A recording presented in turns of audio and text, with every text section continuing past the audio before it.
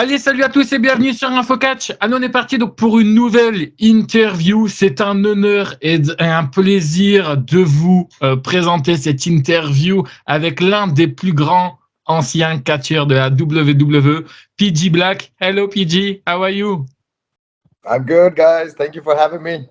Always good time to talk some wrestling. Et bien sûr, hein, je serai en compagnie donc de Osvaldo. Je pense que toi aussi, ça te fait plaisir d'avoir une énorme légende avec nous. Merci encore une fois à toi, Osvaldo, hein, pour cette interview. Comment vas-tu, Osvaldo? Ça va très bien. Et toi? J'avoue que c'est quand même quelque chose de... Ça fait super plaisir déjà de t'avoir, Dylan, et puis surtout d'avoir PG Black en face de nous. Là, j'avoue qu'il est là, il est dans un coin de mon écran. J'ai un petit peu de stress. Bien sûr. Allez. On est parti avec la toute première question. Comment as-tu découvert le catch pour la toute première fois? So, PJ, we start now. How was the time? How did you discover wrestling for the very first time? My dad was a wrestler and a wrestling promoter. So I was born into the business ever since I was a little kid. You know, I used to watch my dad. I used to go to shows, and when I was like maybe 10 years old, I started refereeing matches. So I always knew that this is what I was going to do. I grew up in South Africa. You know, the wrestling scene in the 80s and 90s was very, very big in South Africa. So, you know, I got to see a lot of the greats come wrestle in South Africa and stay there for a few months at a time. So, I mean, I was just born into it. PJ nous dit que son papa était dans le milieu du catch depuis tout petit, donc il a été arbitre, il a été aussi catcheur, donc son papa lui ouvrait souvent les portes des coulisses. Donc c'était en Afrique du Sud, donc PJ est un catcheur sud-africain. Donc il a eu l'occasion de se rapprocher de beaucoup de structures en Afrique du Sud auprès de son papa, donc les coulisses, les catcheurs, le milieu du catch avec les compétiteurs, puisque son papa était arbitre aussi, donc il a vu aussi ce que c'était. Il avait l'âge de 7-8 ans. Donc et voilà, donc c'est parti depuis l'âge de 7-8 ans. On peut dire quand même qu'il a été très privilégié puisque son papa était dans les coulisses directement d'une structure. C'est vrai que ça change de beaucoup de premiers rapports de beaucoup de catcheurs. Bien sûr. Alors, on va rentrer directement donc dans le vif du sujet. En 2008, tu signes avec la WWE, puis tu intègres leur école qui est la FCW. 2 ans plus tard, tu intègres la version jeu de NXT. Comment tu as été sélectionné et quels sont les critères de sélection? So, next question. In 2008, you had first ever contract with WWE. And then 2 years after this, you're gonna go in the wrestling school at FCW, and then with TNA. How have you been selected, and how was your feeling about this? How were you feeling about this? It was pretty cool. You know, like ever since I was 8, I wanted to be a pro wrestler, and I wanted to just do it full time as a job. You know, obviously, most kids aspire to be in WWE because that's the big leagues. But these days, there's so many other different companies too, you know, so you can make a good living off the independents. But, you know, I struggled to work the independents from Africa. I traveled to Europe. I went to school there, so I worked the independents there. And I guess the scouts saw me there, and I sent a bunch of stuff to WWE head office. And you know, long story short, I got signed. It still took them about 8 to 9 months to get my work papers for the United States. So I moved to the United States, and they moved me to the Developmental League, which is FCW. And that was a great experience. That was fantastic. You know, to me, I made it. I got to wrestle every day and got paid for it. So to me, I made it. I didn't even care about being on TV or anything. So everything that followed after that was just a bonus for me. It was fantastic. You know, and then, you know, working in TNA and Ring of Honor, that was fantastic, you know, because as a little kid, I watched all that stuff on TV, and now I got to work for these companies and with all these big names. It's been a hell of a journey. PJ nous dit que c'était tout simplement un rêve qui se concrétisait, puisque comme il nous parlait quelques minutes avant, il accompagnait souvent son père à la structure d'où ils étaient en Afrique du Sud. Il dit aussi que ça a été vraiment une expérience des plus enrichissantes, puisqu'il est passé de simple catcheur en Afrique du Sud. Donc c'est vrai qu'on sait que l'Afrique du Sud c'est pas un super pays de catch, mais c'est un des pays où on peut passer par un tremplin. Donc là, il a eu ce contrat. Puis après, au début, il dit aussi que ça a pris un petit peu de temps puisque ça a mis entre 8 et 10 mois pour avoir le côté administratif, donc le permis de travail, tout ça. Et bon, après, c'est sûr que comme il l'a dit, pendant ces 8-10 mois, il continuait de s'entraîner puisque comme il venait de signer un contrat, il voulait pas perdre dans la shape, comme on dit, la forme. Puis après, vraiment, c'est quand il était aux États-Unis que là, vraiment, il a vu déjà la grandeur du pays, puis en plus la grandeur du monde du catch, puisqu'il a été tout de suite, il a tout de suite fréquenté des grands noms, déjà à l'école de catch dans laquelle il était, puis après, au fur et à mesure du temps qui passait, ça a tout simplement propulsé et c'est maintenant la superstar qu'il est actuellement. Ça a été vraiment, vraiment quelque chose de rapide, mais de tout aussi enrichissant. Ok.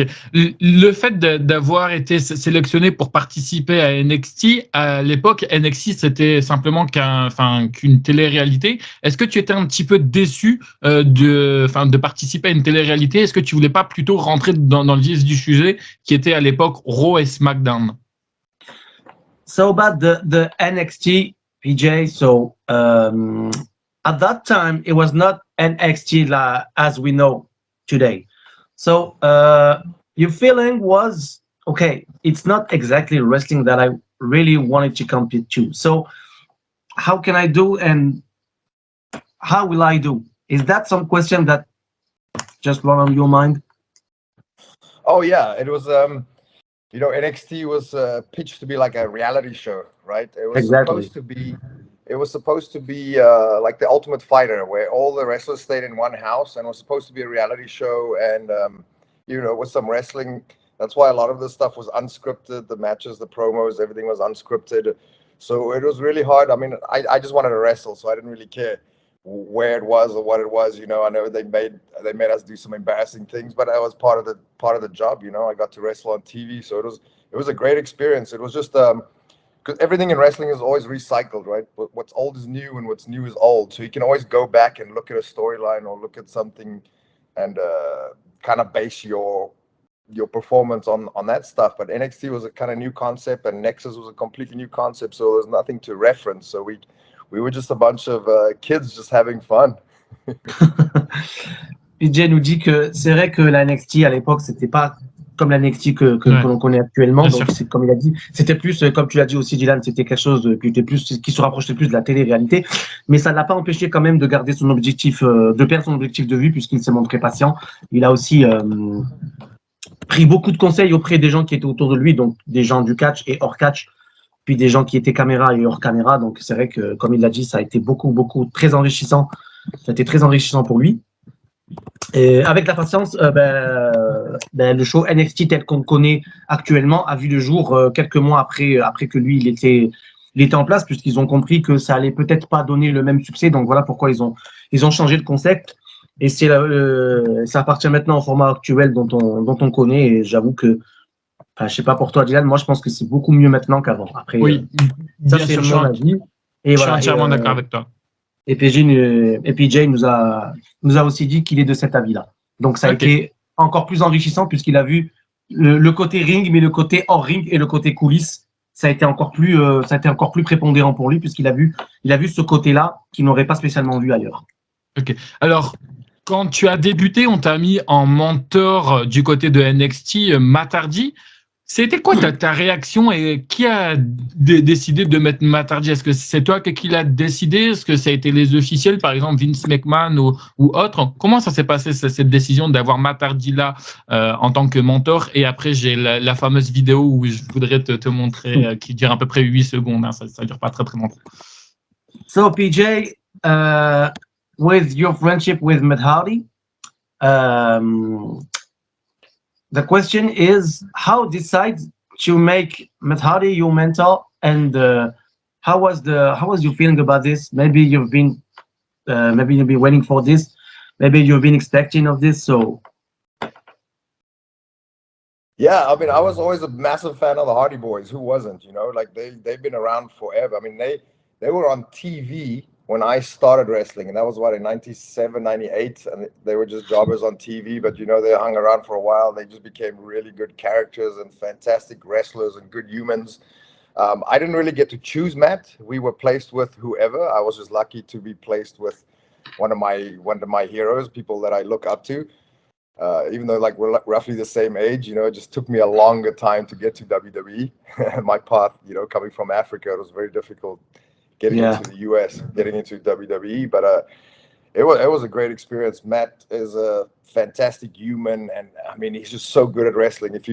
He evolves every year. Like, see how far he's come from the Attitude Era to now, and everything in between. Even the NXT stuff that we did. It was I learned so much from him, and he said he learned from me. So it was like a perfect synergistic relationship. Great to hear that. So, and that question, who made that decision to make Matt Hardy as your mentor? Maybe That was WWE Creative. I think there was a group of writers at the time. Okay. I remember one lady. Her name was Jen, the redheaded lady. I forget her last name right now. Very talented writer. There was a group of writers, but at the end of the day, it was all Vince McMahon's decision. Okay. Donc PJ nous dit en fait que c'était l'équipe qui fait l'équipe créative, si tu veux, qui ont voulu, si vous voulez, qui ont mis Matt Hardy en tant que mentor de PJ. Il a aussi insisté sur le fait que c'était qu'ils avaient le même âge et qu'ils pensaient pas que ça allait se passer comme ça. Et puis comme il l'a dit, il a passé énormément de temps avec lui, donc on a quand même la chance d'avoir aujourd'hui quelqu'un qui a passé du temps avec Matt Hardy. Donc voilà, on sait dans le paysage du catch, c'est pas n'importe qui. Et il dit aussi que c'est une très très belle personne, que ce soit sur le ring et en dehors du ring, qui est un très très grand catcheur par sa qualité et aussi par la taille de son cœur. C'est lui qui le dit, c'est PJ qui le dit. Donc s'il le dit, c'est que ça doit forcément être vrai. Il mesure ses paroles et il dit que ça a été un grand privilège et surtout un grand honneur d'avoir Matt Hardy à ses côtés pendant tout ce temps. Si tu me permets, Dylan, je voudrais juste te poser une question par rapport. So you've been spending your time with Matt Hardy, and what about Jeff Hardy? So when you say tag team partner, we have to say Hardy Boys, and then if we have Matt Hardy, we definitely have Jeff Hardy with. So yeah, I mean, people think of the Hardy Boys. They were a tag team for so many years. I mean, they're brothers. That's my tag team partner, my favorite tag team partner of all time. Me too. Yeah, and I mean, they've been tag partners since they were kids. Brothers always just have that connection. So and they're heroes to many kids in the business. So working with both those guys was pretty awesome. I was a massive Jeff Hardy fan. I mean, if you watch stuff like PJ Black in the early 2000s, I borrow a lot from his character and entrance stuff and style in the ring. Big influence on my career. So it was really cool to work with him. It was really cool. It would have been cool if I had both the Hardy Boys in my corner. That would have been something, huh? Really, really, really great that you have Jeff and Matt with you. Really, really fucking great.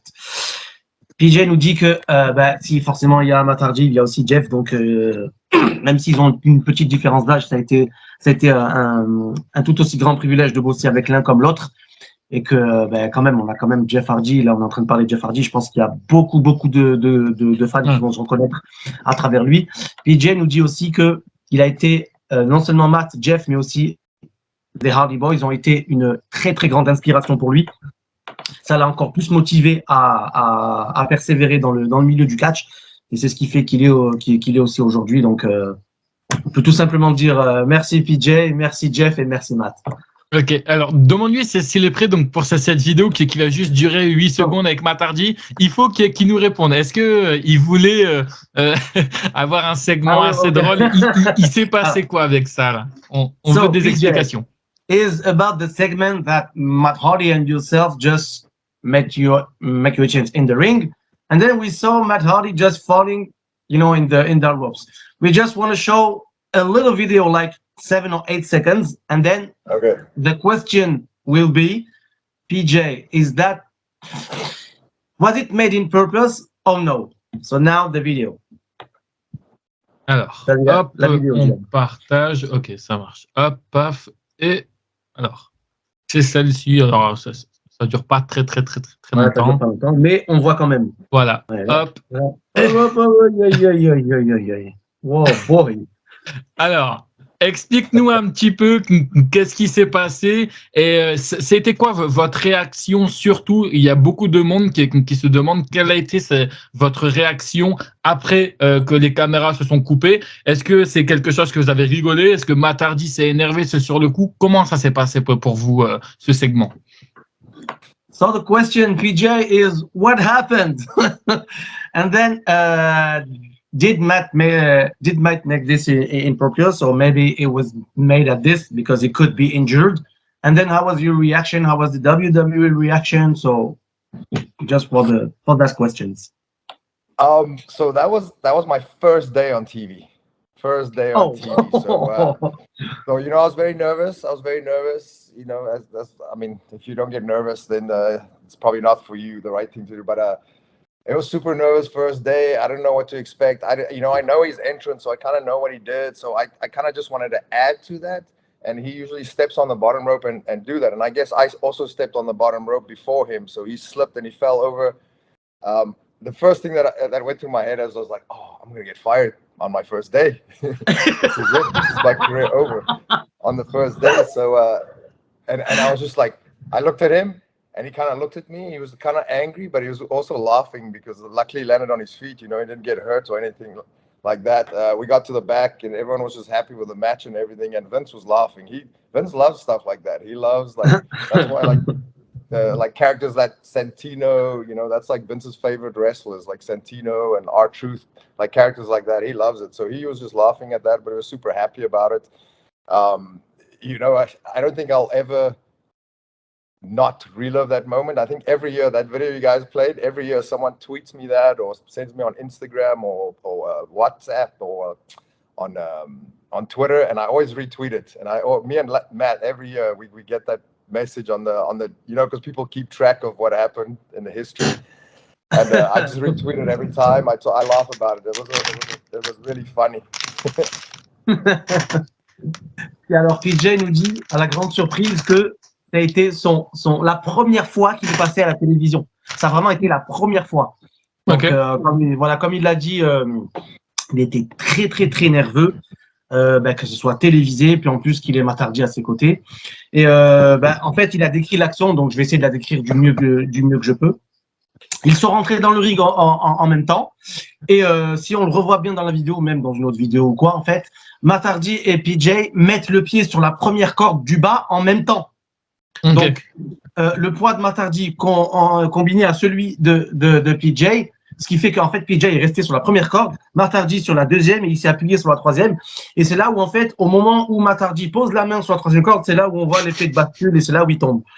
Donc, ça a été très, très surprenant. Et là, PJ nous a dit, ah ouais, c'est moi qui ai fait ça, donc, zut, je vais être viré, quoi. En fait, il a pensé qu'il allait être viré, puisque, comme il a dit, même s'il n'a pas fait exprès, puisque bien sûr, c'était pas fait exprès, il pensait que ça allait être un motif de renvoi. Mais, il a tout de suite, comme il l'a dit, il a tout de suite le bon sens qui a repris le dessus. Il a regardé Matt, ils se sont regardés en fait, et ils ont échangé un regard et se sont dit, ok, c'était drôle, mais l'important c'est que personne soit blessé. Donc on a vu que Matt est remonté sur le ring et qu'il présentait aucun signe de blessure, donc c'était bien. Ça c'était plus pour le côté sérieux.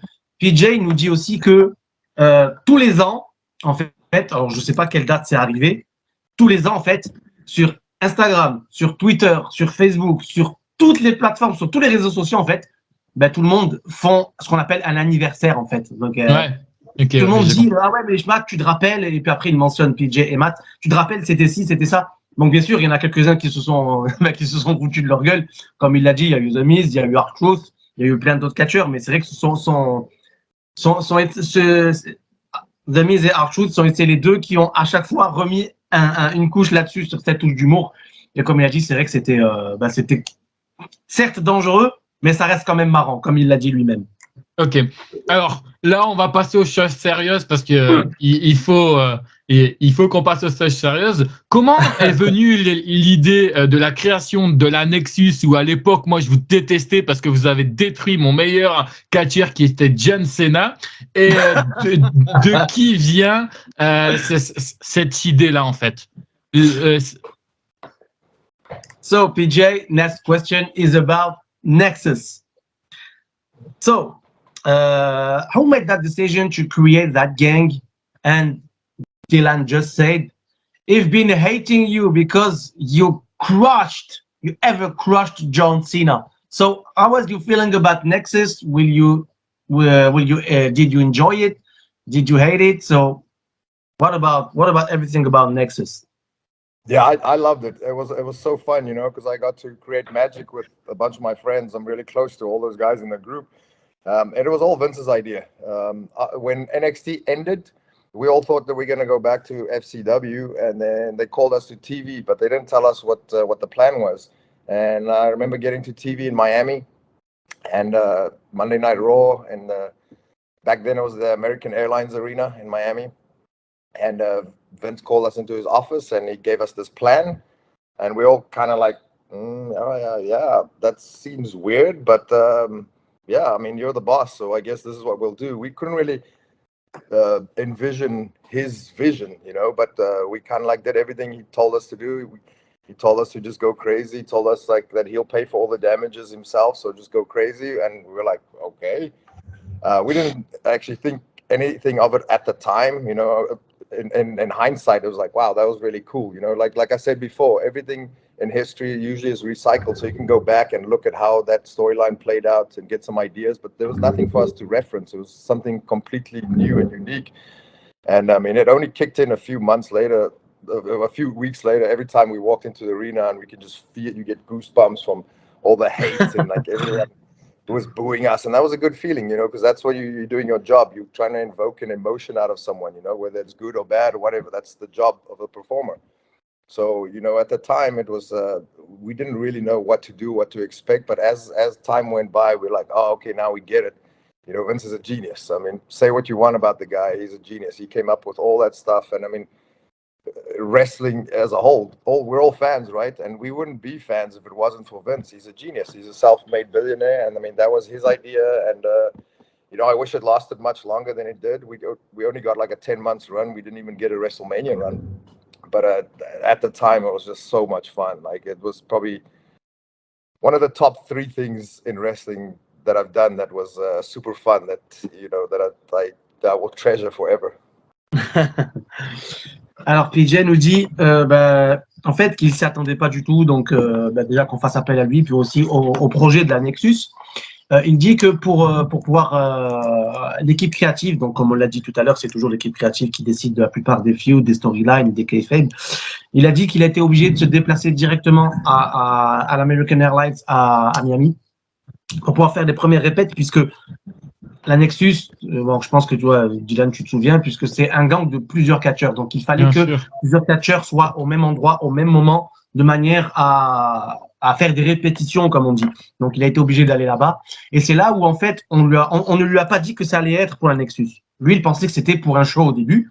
Et puis, c'est là, après, qu'on lui a présenté le projet. Donc, est-ce que tu aimes? Est-ce que tu aimerais? Au début, c'est vrai qu'il s'est dit, ouais, je suis pas trop gang. Comme il le disait, comme PJ nous l'a dit lui-même, il n'est pas trop gang, mais il s'est dit, je me prête au projet et on verra bien là où ça me mène. Et c'est là où, en fait, il a été agréablement surpris, il a vraiment, comme il l'a dit, il a kiffé le rôle de heel, en fait. C'est quelque chose qu'il a vraiment aimé, puisque la Nexus, c'était des heels, si je me souviens bien. Bien sûr, ouais. Un énorme top. Franchement, on a tous aimé les détester. Franchement, c'était super cool, quoi. Et c'est ce qu'il dit aussi, c'est ce que PJ nous dit. Il a vraiment aimé ce côté déjà coulisses, parce qu'il y avait une super bonne ambiance entre tous les membres de la Nexus, puis aussi avec toutes leurs victimes, entre guillemets, parce que c'est vrai qu'on rappelle que le catch, c'est quand même des storylines. Il dit aussi que ça a été vraiment quelque chose de très, très enrichissant, et il classe même la partie Nexus comme faisant partie des 3 choses dont il est le plus fier d'avoir fait, et dans le monde du catch et à la WWE. Donc, il veut vraiment mettre, et puis au passage, il a dit merci à tous pour avoir participé à ce grand projet qu'a été la Nexus. C'était quelque chose qui nous a tenu en haleine pendant pas mal de temps.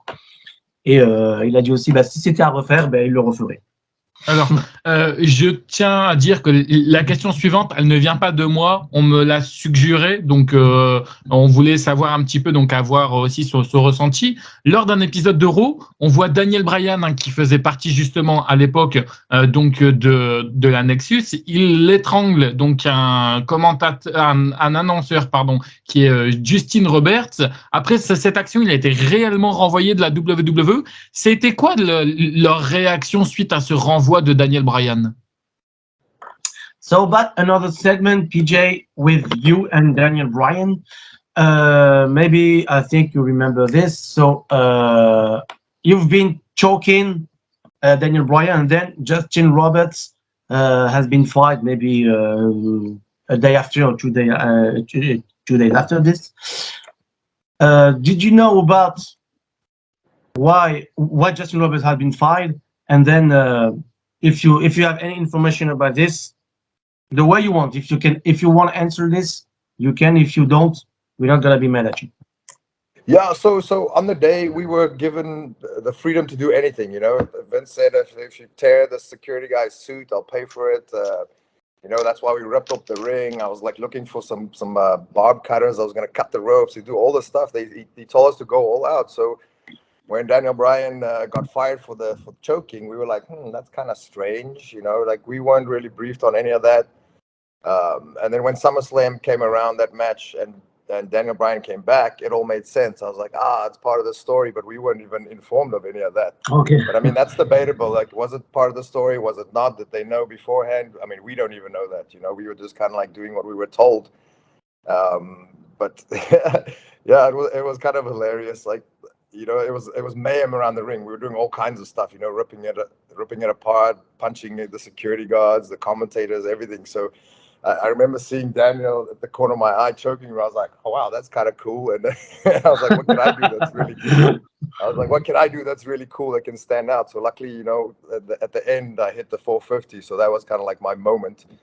So, yeah, I mean, at the time, we didn't think anything of it. And it took days for that to play out, weeks, months for that to play out. And we didn't really know what was, you know, because we were like, they told us, do anything you want. And then that happened. And it was like, okay, so can we do anything we want, or should we not do anything we want? We were like, kind of like after that, walking on eggshells. But just, yeah, the way it played out, like looking back now, it all makes sense.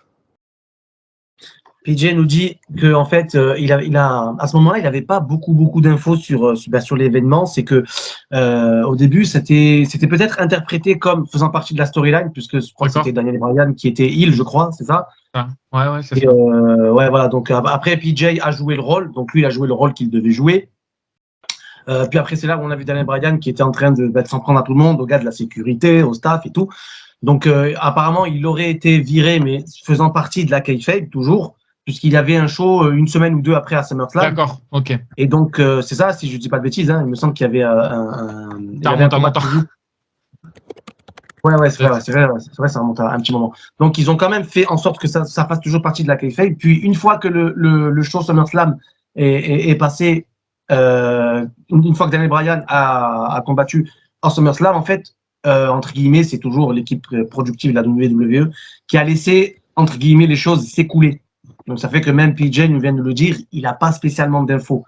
Donc, lui, s'est quand même concentré sur sur sa carrière, sur ce qu'il devait faire. Okay. Après, ça ne posait pas de grands problèmes, puisqu'on a vu après Daniel Bryan réintégrer les rangs de la structure. Mais ouais, c'est vrai pour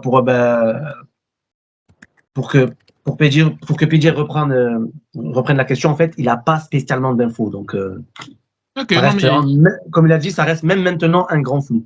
Ok. Alors, à l'époque, on va l'avouer, tout tournait autour de John Cena, qui était le visage de la WWE. Ça a énervé beaucoup de personnes. Vous l'avez d'ailleurs détruit. Il vous a plus ou moins rejoint. Et puis après, on a eu ce fameux match du côté donc de SummerSlam. Est-ce que le fait d'être du côté de la Nexus, est-ce qu'à un moment donné, tu te sentais pas un petit peu dans l'ombre? Parce que le fait, tu vois, d'avoir énormément de personnes, ça ne te laisse pas en fait de pouvoir t'exprimer comme tu le souhaites. Est-ce que tu te sentais bien du côté de la Nexus ou parfois c'est un peu compliqué?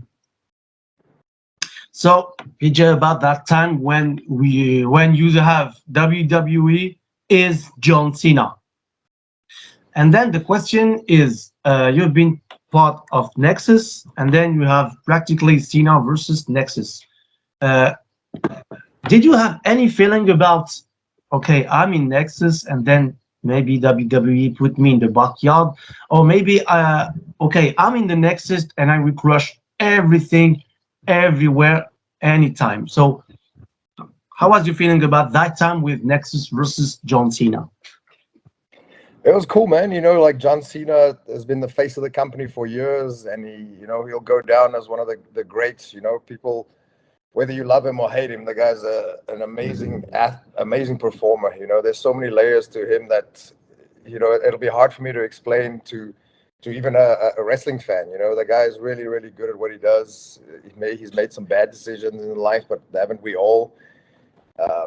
You know, it was just really cool to work with one of the top guys. You know, been working. We all watch him on TV for years and years and years, and it was actually him back then. We couldn't do like German suplexes, nothing dangerous off the top, but he knew I could do the 450 very, very safely. So he was one of the guys that pushed for that and made that happen to TV. You know, so I'll always be very grateful for that. And you know, getting to work with him was awesome because out of the group, I was probably the guy that worked with him most, just, you know, especially on non-televised shows. You know, like there's shows, the live events that people don't get to see on TV, but like for months and months and months, I got to work with John all the time and just got to see how amazing he was in the ring. You know, just how he can control the crowd and control emotions and reactions. And you know, I learned so much from him. You know, and that's what wrestling is all about. There's so many little nuances that people don't realize what goes into it, you know, and he ticks all those boxes, no matter what you think of him as a performer. So getting to work with him every night and him giving me creative freedom to do my moveset and my stuff was, it was really cool. It was an incredible experience. PJ nous dit que, au contraire, ça a été quelque chose, il s'est pas du tout senti en retrait ou autre. En fait, ça a été vraiment quelque chose de super, super cool, puisqu'il a quand même passé beaucoup de temps et surtout travaillé avec John Cena. Bon, toi, Dylan, je pense que, comme tu l'as dit tout à l'heure, tu as été dégoûté qu'ils l'ont défoncé, donc ça veut dire que ça doit faire partie quand même de tes catcheurs, de tes top catcheurs. Donc, comme il le dit. C'est mon catcheur préféré, donc. Ah ben voilà, donc je pense qu'on peut mesurer le poids de ses paroles. Tout comme Matardi l'a dit tout à l'heure, en fait, c'est vraiment quelqu'un de super sensé, super talentueux, comme il l'a dit. Il pouvait faire tout genre de prise et John Cena, ça lui posait aucun problème. Il pouvait faire des German suplex, des suplex avec maintien, en fait, tout le type de prise qu'on peut juger entre guillemets dangereux. Et en fait, comme PJ nous le dit, en fait, John Cena, c'est vraiment, je pense qu'il n'y a pas besoin de contester ce qu'il va dire. C'est que ça a vraiment été le top 5, voire top 10 de tous les catcheurs réunis de tous les temps, comme il vient de le dire. Donc, vraiment, John Cena, ça a été quelqu'un de vraiment très cool et très agréable à travailler avec. Et puis, comme il le dit aussi, c'est quelqu'un de très sensé et qui a un très, très grand cœur parce qu'on parle beaucoup du côté in-ring, mais on ne parle pas souvent du côté hors-ring. Et il le dit que ça a vraiment été quelque chose de très, très, très cool de bosser avec lui. Et aussi, faire partie du projet de Nexus, comme il l'a dit tout à l'heure, ça a vraiment été quelque chose de très, très bien, qui a été très enrichissant pour lui. Ok. Aujourd'hui, tu as encore des nouvelles avec Wade Barrett, avec tous les autres membres de la Nexus? Et si oui, est-ce que ça vous arrive des fois de vous souhaiter un bon anniversaire, d'aller manger de temps en temps ensemble? Tu as encore des nouvelles avec les anciens membres ou des fois c'est un peu compliqué? And then by now, PJ, do you have any news about that guys of Nexus like Wade Barrett or any type of guy? Maybe you have some call with them, maybe you send some message with them, or maybe you have some dinner with them. Do you have any? Have you stayed tuned with some of them? Yes. I mean, those guys will be my friends and my brothers for life. You know, when I came to the US, my family is still back in Africa, so I didn't have family or anything here. So you know, like Thanksgivings and Christmas and holidays, you kind of spend with your brothers on the road. You know, so those guys. I mean, Heath and Wade will always be super close to me. Even Tarver's super special human being to me. He actually did my brand new entrance music. He's a fantastic musician.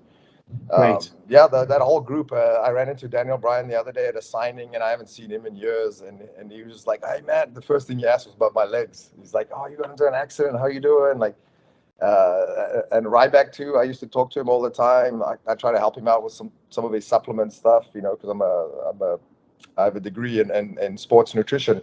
But yeah, we haven't spoken since. He's got a lot on his plate. I know he's going through a lot of stuff, some legal stuff. That I mean, I'm not really aware of what's happening there. But Wade, I live in Los Angeles. Wade lives in Los Angeles now. About a year or two ago, right before he went back to WWE, me and him went to go watch Billy Corgan perform live. Billy Corgan owns NWA, and he wanted to sign Wade. So Wade didn't know him, so he's like, "Hey, come with me to the show." So we went to go watch the show. So, you know, I hang out with those guys all the time. There's a few guys on the road that you know, especially the Nexus group, and then the Usos, and you know, Bray Wyatt, and a few of those guys that I'll always be very close with, you know, because when I came to the US, like I said, I don't have family here, so those are the guys that took me in as family. Wow. Alors Dylan, je te le dis, il a cité beaucoup de noms, donc je pense que tu vas rendre ravi beaucoup de nos auditeurs.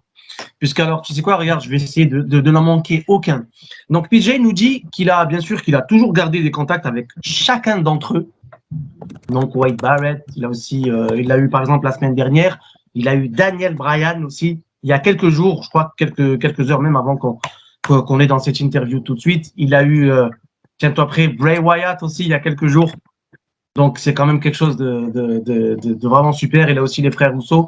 Et comme il le dit, ça a vraiment été une super expérience parce que il a plus appris du côté hors ring que du côté in ring. Bien sûr, ça a étoffé la personne qu'il est aujourd'hui, mais comme il le dit, il considère chacun d'entre eux comme ses frères en fait. Et ça pour très longtemps. Donc vraiment, comme il le dit, il s'est estimé très chanceux de pouvoir travailler avec autant de catcheurs de ce temps-là, et que vraiment ça a été vraiment cool, puisqu'on parle quand même du futur en fait. Il y en a beaucoup que c'est le futur qui seront là encore pour les 10, 15 ou 20 prochaines années. Donc comme il le dit, c'est que du bien. Il y a des nouvelles en ce moment de Bray Wyatt, parce qu'on entend tout et n'importe quoi, comme quoi qu'il devrait revenir et tout. Est-ce qu'il a des nouvelles de Bray Wyatt pour savoir un peu comment il se sent et pourquoi il est aussi autant blessé? Enfin, en tout cas, nous, ça, c'est un peu ce que les news nous rapportent. Est-ce que c'est véridique? Est-ce que c'est plutôt pour un problème familial? Est-ce qu'il a cette information? Est-ce qu'il peut nous le dire aussi? Parce que ça peut être aussi quelque chose de compromettant pour Bray Wyatt, et je veux ni que lui et ni que Bray Wyatt ont des problèmes par rapport à ça. C'est normal.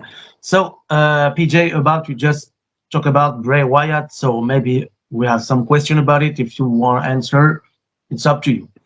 Do you have any news about Bray Wyatt? I mean, in wrestling career, you know. So now we know that Bray Wyatt is not competing, and then if you have any information, could you just give us just a little bit about this? Yeah, I mean, Bray Windham is a good friend of mine, you know, and he's one of my first friends when I came to the US. You know, him and his brother were always good to me, and even their dad, you know, he was one of the agents that I worked with mainly in WWE. So is that is IRS, right? Yes, IRS dad. I've been like 6 or 7 years old when I've been watching him on TV. So wow, so fucking great. Me too. So it was really cool to meet his kids, you know, because I'm a second generation wrestler too. So to meet other second generation, we all understand each other. We know what it's like to grow up in the business and have your dad be on the road all the time and be away from home, you know, entertaining people all around the world. So, you know, we kind of had that connection. And, you know, we were just, it's funny how wrestling brings people together. Like, I mean, we're from completely different countries, completely different backgrounds, completely different everything, you know, and wrestling kind of brought us together. We had that camaraderie, like that brotherhood. You know, I don't know what's happening in his career. Like, we don't really talk about business when we talk, you know. It's more like just friends, just talking about like current issues that we're interested in and stuff like that. I haven't really talked to him about any of what he wants to do work-wise or anything like that. So I couldn't tell you anything about his career. I could tell you some personal things, but I'm sure he wouldn't want me to share that right now. But as far as, I mean, he's an amazing performer. I mean, if WWE doesn't give him, you know, that run he deserves, I mean, there's other options these days. But I mean, we'll see. It's a very exciting time to be in wrestling right now. We really hope to see him very soon, even if it's WWE, TNA, AEW, or. Me too.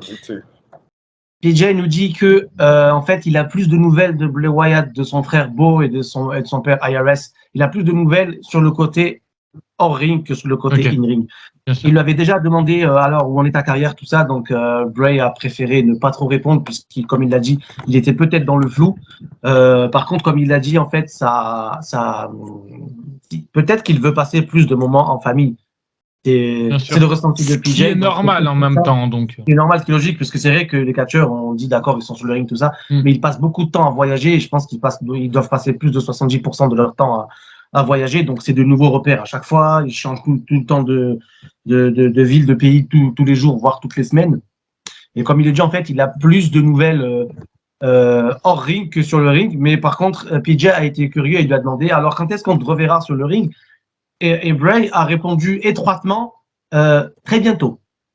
Ouais, donc ouais, ok. Donc, non, mais c'est normal, non, mais bien sûr.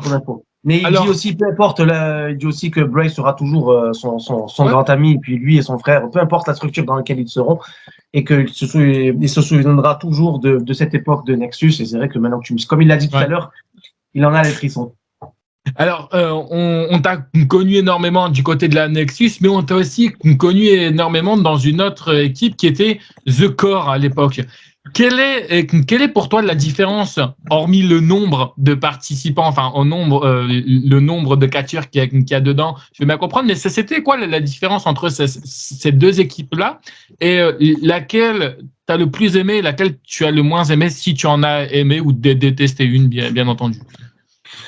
So PJ, and then we know we won't know you now as a solo wrestler, but then when you've been in Nexus, just after you've been in the gang, the Core, and then how was your feeling about the difference with Core and Nexus? Maybe you'd rather Nexus than Core, maybe you'd rather Core than Nexus. So for you, the feeling about what gang was the best?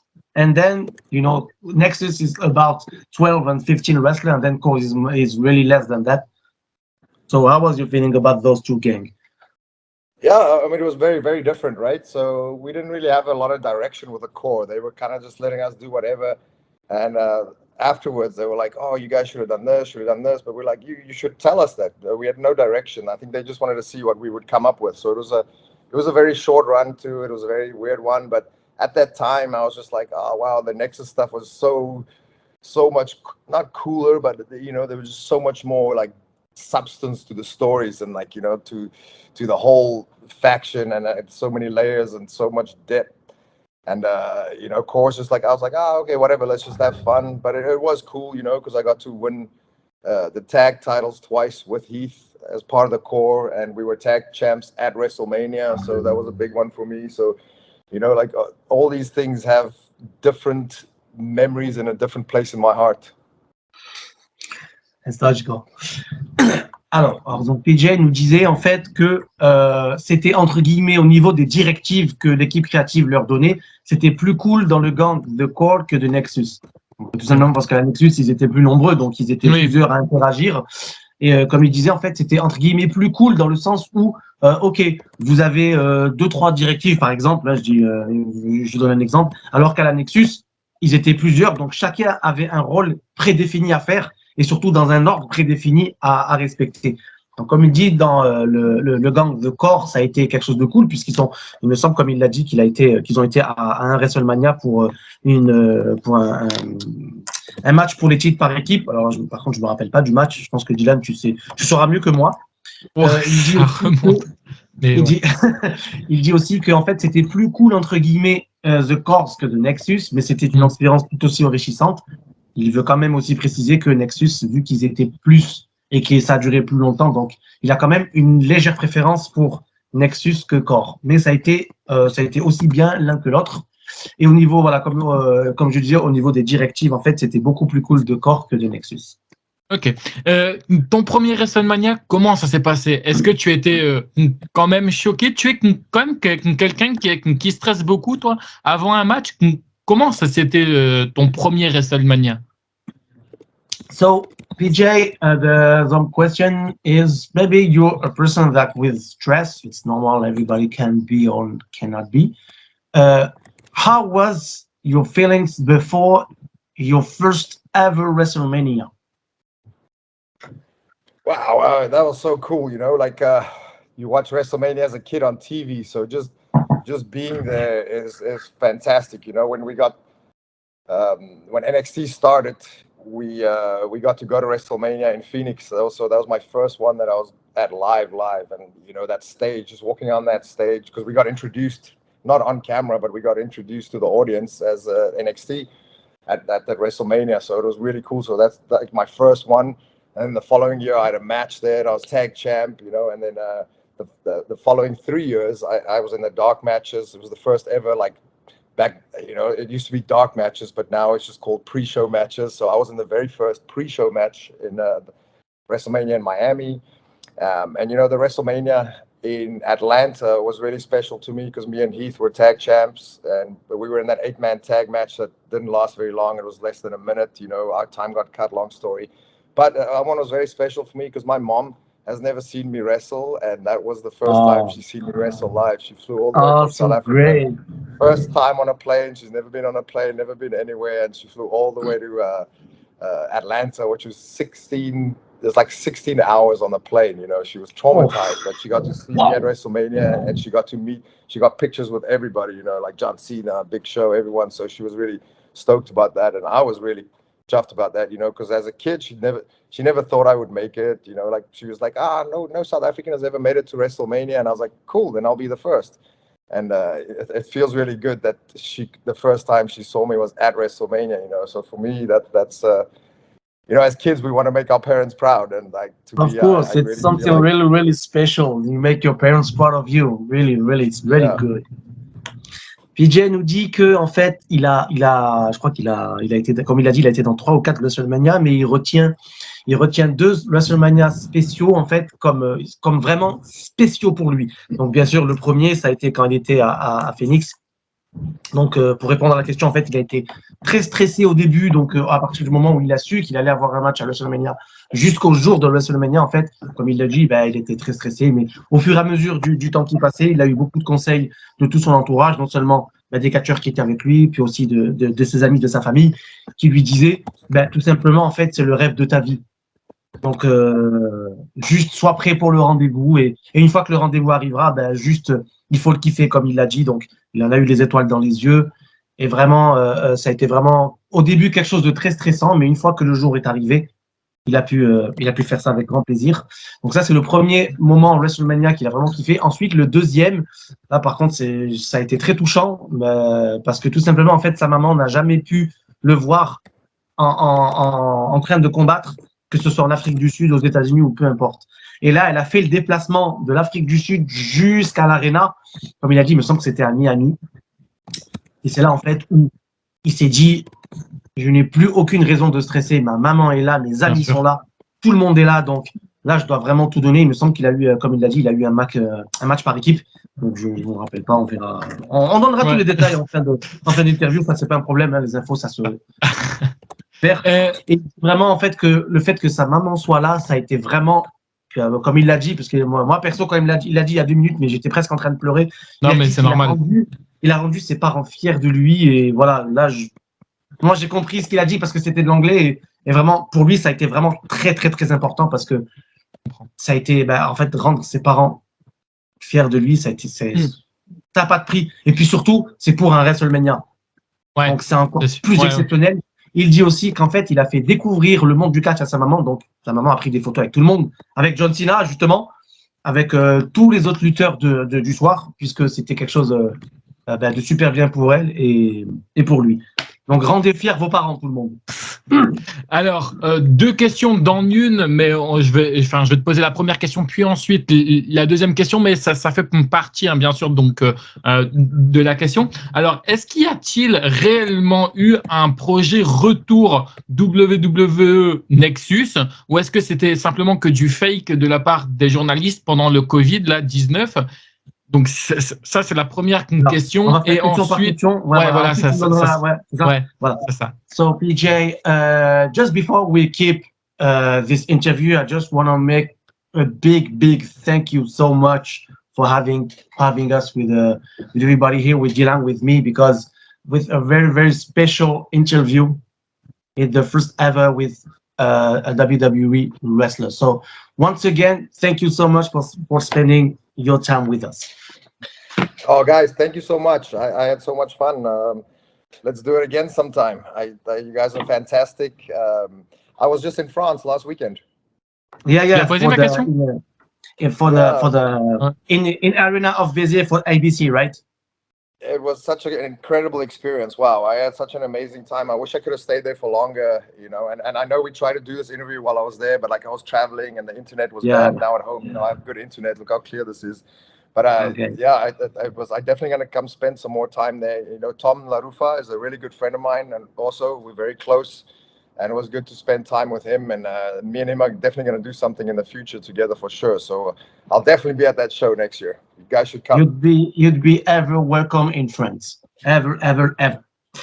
So then the question is, we've been talking about Nexus. You know, maybe Nexus will be back just around the COVID-19. You know, is that real, or maybe it's an in talks by some newspaper and then the news of wrestling? Do you know anything about this, about the Nexus will be back, could be back, or then if it's real or if it's fake?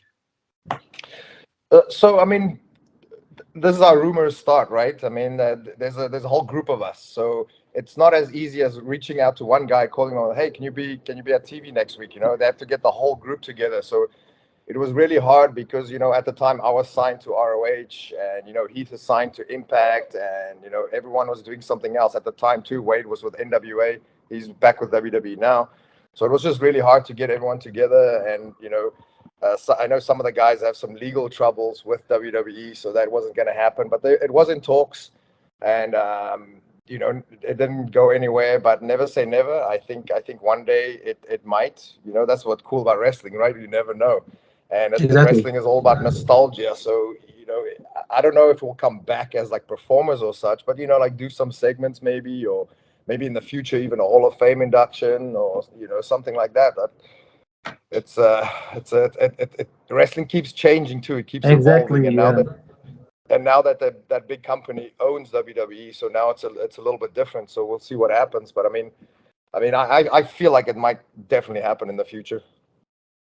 Let's see what happens. Like you say, wrestling is really a world of surprise. So, PJ nous dit en fait que lui, il pense que ça serait une intox, puisque, comme tu l'as dit, Dylan, tout à l'heure, la Nexus était vraiment très nombreux. Donc, on peut pas venir et appeler, prendre au téléphone et dire, hey, OK, tu viens pour catcher demain, comme il le dit, comme PJ le dit. Non, ça se passe pas comme ça. Il faut que toutes les personnes de Nexus soient mises au courant. Est-ce qu'ils soient tous d'accord et s'ils sont tous disponibles pour faire ce retour. Donc, il pense que ça serait une intox, mais comme il le dit, ne jamais dire jamais. On ne sait jamais ce qui peut se passer, surtout dans le monde du catch. Voilà, comme il le dit, ça peut aller très très vite. Donc, il se peut très bien que en date d'aujourd'hui, de mi-juillet 2023, qu'on dise que c'est une intox, puis après les voir dans un show 2 semaines ou 3 semaines plus tard.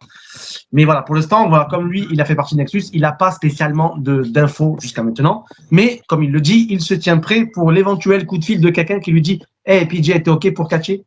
Donc ça peut aller très très vite en fait. Ouais, ça marche. Et tu m'as fait peur, j'ai cru que tu n'avais pas compris et qu'on arrêtait là. Excuse-moi. Non. En fait, je l'ai juste dit juste avant que vraiment merci d'être là, de passer du temps avec nous, que tu le remercies, que je le remercie, et puis surtout que la communauté le remercierait. Bien sûr. Alors donc du coup, comme c'était une rumeur, hein, alors comme tu as dit, on ne sait jamais de quoi demain sera fait. Qu'est-ce que tu penses? Alors, je sais que c'est compliqué de critiquer un truc, mais nous, en fait, on n'a pas trop aimé le projet. Alors, je vais appeler ça Nexus bis. C'est Rétribution qui a été fait pendant le Covid. C'était quoi, toi, ton retour par rapport à ça? Est-ce que tu as aimé ce projet-là? Est-ce que c'était pas un peu trop copié sur la Nexus? Est-ce que ça aurait été pas même mieux de faire revenir la Nexus plutôt que de faire Rétribution? So the next question will be around Nexus. You know, during COVID, WWE was up to something. about Nexus Retribution. So we're not here to criticize anybody, any person or something.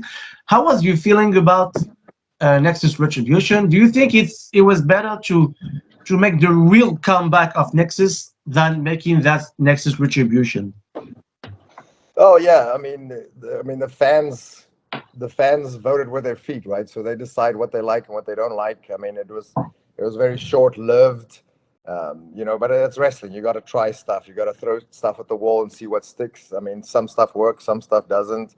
I don't think ever Nexus will be recreated, even if we come back. I don't think that vibe, that feeling, that storyline will ever be recreated. And I mean, they're going to try in the future. They're going to try multiple times. That's what wrestling is, right? We try the same stuff over and over, and then some of the stuff works, some of the stuff doesn't. But it is what it is. It's wrestling, so like you can't complain about it. I love it. It's great. If anyone like copies or tries to duplicate something, that's a good feeling. That means you did some really good work. So it's wrestling. It's like we evolve and we adapt, and we just keep going on. We wrestle so many shows a year. There's so many other different things that people don't see, and at the end of the day, WWE is a big corporation, so a lot of those things aren't our decisions. It's up to the writers and the producers, and at the end of the day, Vince and Hunter, they make a lot of those decisions, and then they make mistakes just like everybody else. And then some stuff works, some stuff doesn't, and I'm sure they learn some lessons from every time they try something like that. I hope so. PJ nous dit que en fait, il n'a pas spécialement. En fait, il veut pas non plus critiquer non plus. Oui, mais bien sûr. Ce qui est tout à fait normal. Ouais, c'est ça. Comme il le dit, en fait, il n'a pas spécialement d'avis là-dessus, puisque lui, il est quand même d'avis du style, ok, tu veux quelque chose, tu veux tenter quelque chose, ben lance-toi, puis après on verra bien le résultat. Donc là, c'est vrai qu'il a été un petit peu surpris de dire Nexus Retribution, mais il n'est pas en train de critiquer, mais il dit dans ce cas-là, pourquoi ne pas faire justement Nexus, le Nexus qu'on connaît, auquel lui a fait partie, versus le Nexus Retribution. Donc, tu vois, ça a été quelque chose de pas en dents de scie, mais il dit quand même que la WWE a eu le mérite de vouloir essayer. Et comme il le dit, il y a des choses qui marchent, d'autres choses qui marchent un petit peu moins. Le meilleur moyen de le savoir, c'est justement de mettre les choses en œuvre. Mais voilà, pour en revenir à ce qu'il disait, il dit pas que ça a été, bien sûr, ça n'a pas été mieux que le projet Nexus en lui-même dont il a fait partie, mais l'idée était bien. Donc après, peut-être que ils vont peut-être repartir sur la même idée, ou alors changer le nom, peut-être mettre Nexus, je sais pas moi, un autre nom ou quoi. Mais ouais, voilà, c'est vrai qu'en fait, toutes les idées sont bonnes à prendre et à mettre en pratique. Ça marche. Alors, je suis désolé, on va repartir dans les questions compliquées. Tu vas me détester à force. Oh là là. Quel a été pour toi jusqu'à maintenant l'un de tes meilleurs matchs et l'un de tes pires matchs? Alors, match qu'il a fait ou qu'il a vu? Non, qu'il a fait. Qu'il a fait. Okay. So, PJ, next question is, what match that have you done is the best, and what match have you done is the worst? That's a very, very tough question, because you know that exactly. Dylan just said to me, "Hey, okay, you know what? It's gonna be a really, really hard question." So it's up to Dylan, not to me. I'm so sorry. No, it's okay. It's a good question, because it makes me think. I've been wrestling for 25 years, so there's a lot to go through. I have to go through the stages and through life. I mean, it depends what section of my career you're talking about. I assume you're talking about WWE.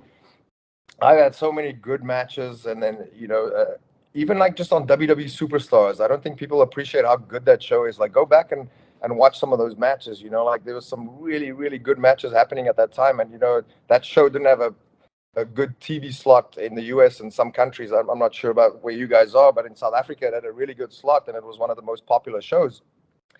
So, a lot of the good matches happen on that show for me. Like one match that stands out was against Hunico. And you think, because we had time, we had like 20, 30 minutes. We had half the show for one match. It was against, you said, sorry, it was against? Against Hunico, who Sankara, okay. But before Sankara, excuse me, sorry. Yeah, the second Sankara. But like I've had so many good matches. One of my favorite matches of all time was when I just left WWE. I got to wrestle AJ Styles. And, whoa. Yeah, you can go look on. It's on YouTube. Just type in PJ Black versus AJ Styles. It was okay, cool. We're gonna have this in the end of the interview for everybody who wants to really wants to see this, and I really want to do this. I really want to say this. Yeah, you should. I mean, I look at it back sometimes, and I'm like, wow, that was some great magic we created. You know, especially we didn't know each other. We didn't have a lot of time because I had a flight. I had to get to another show, and he was late. And he got there, and because I had to go to another show, we had to wrestle first, and he was the IWGP heavyweight champion. So to start off the show with the IWGP champion was pretty big deal, you know. And we didn't have a lot of time to figure stuff out. But I was like, look, I've been watching you for years. I do all the moves you do, just counter everything I do. And yeah, go look at that match. Like I look at it sometimes, and I'm like, wow, that's going to be one of my favorites for a long time, you know. But there's loads of little matches that was never televised that had a good special feeling. Like one example is we went to China, and we didn't think anyone would speak English or anything there, you know. Like, and as soon as Wade Barrett was injured for like 7 months at the time, and he came back. His first show was and the whole crowd, 25,000 people, stood up and said, "Welcome back," in perfect English. So we're like, "Oh wow, this is gonna be cool." And I remember wrestling Jack Swagger that night, and my elbows were kind of sore, and I was like, no 450 tonight, no 450. And the crowd was so hot and intense, you know, and as an improv artist, we call a lot of audibles on the fly, you know, especially if it's not TV, we have a lot of freedom, a lot more freedom than we have on TV. So in the match, the fans were asking for it, and Swagger was just like, "You're hitting it." And I did, you know, and like stuff like that stands out in my mind, and I'm sure there's so many other ones like that, and I can talk about hours and hours and hours. We'd have to go through sections of my life. Maybe one day I'll write a book about it, you know, but it's just so many. And as far as bad matches, it sounds just sorry before you switch to the bad match. I just have to translate everything you just said, because even just speaking about this, I got so goosebumps. You know, when you say with Barrett and then, you know, Sin Cara and then Jack Swagger. So donc Dylan il nous dit donc PJ nous dit en fait qu'il a eu il peut pas citer qu'un seul match. Ouais, je me doute, c'est tout à fait normal. Voilà, c'est ça. Donc là en fait il m'a parlé de 4 matchs. Donc c'est pour ça que je dis que je voulais d'abord traduire cette bonne partie, puis après le match qui est le moins aimé. Donc il dit qu'il a eu le match le plus surprenant qu'il a eu, en fait, c'était, peut-être que tout le monde se souvient, le show WWE Superstars. Oui.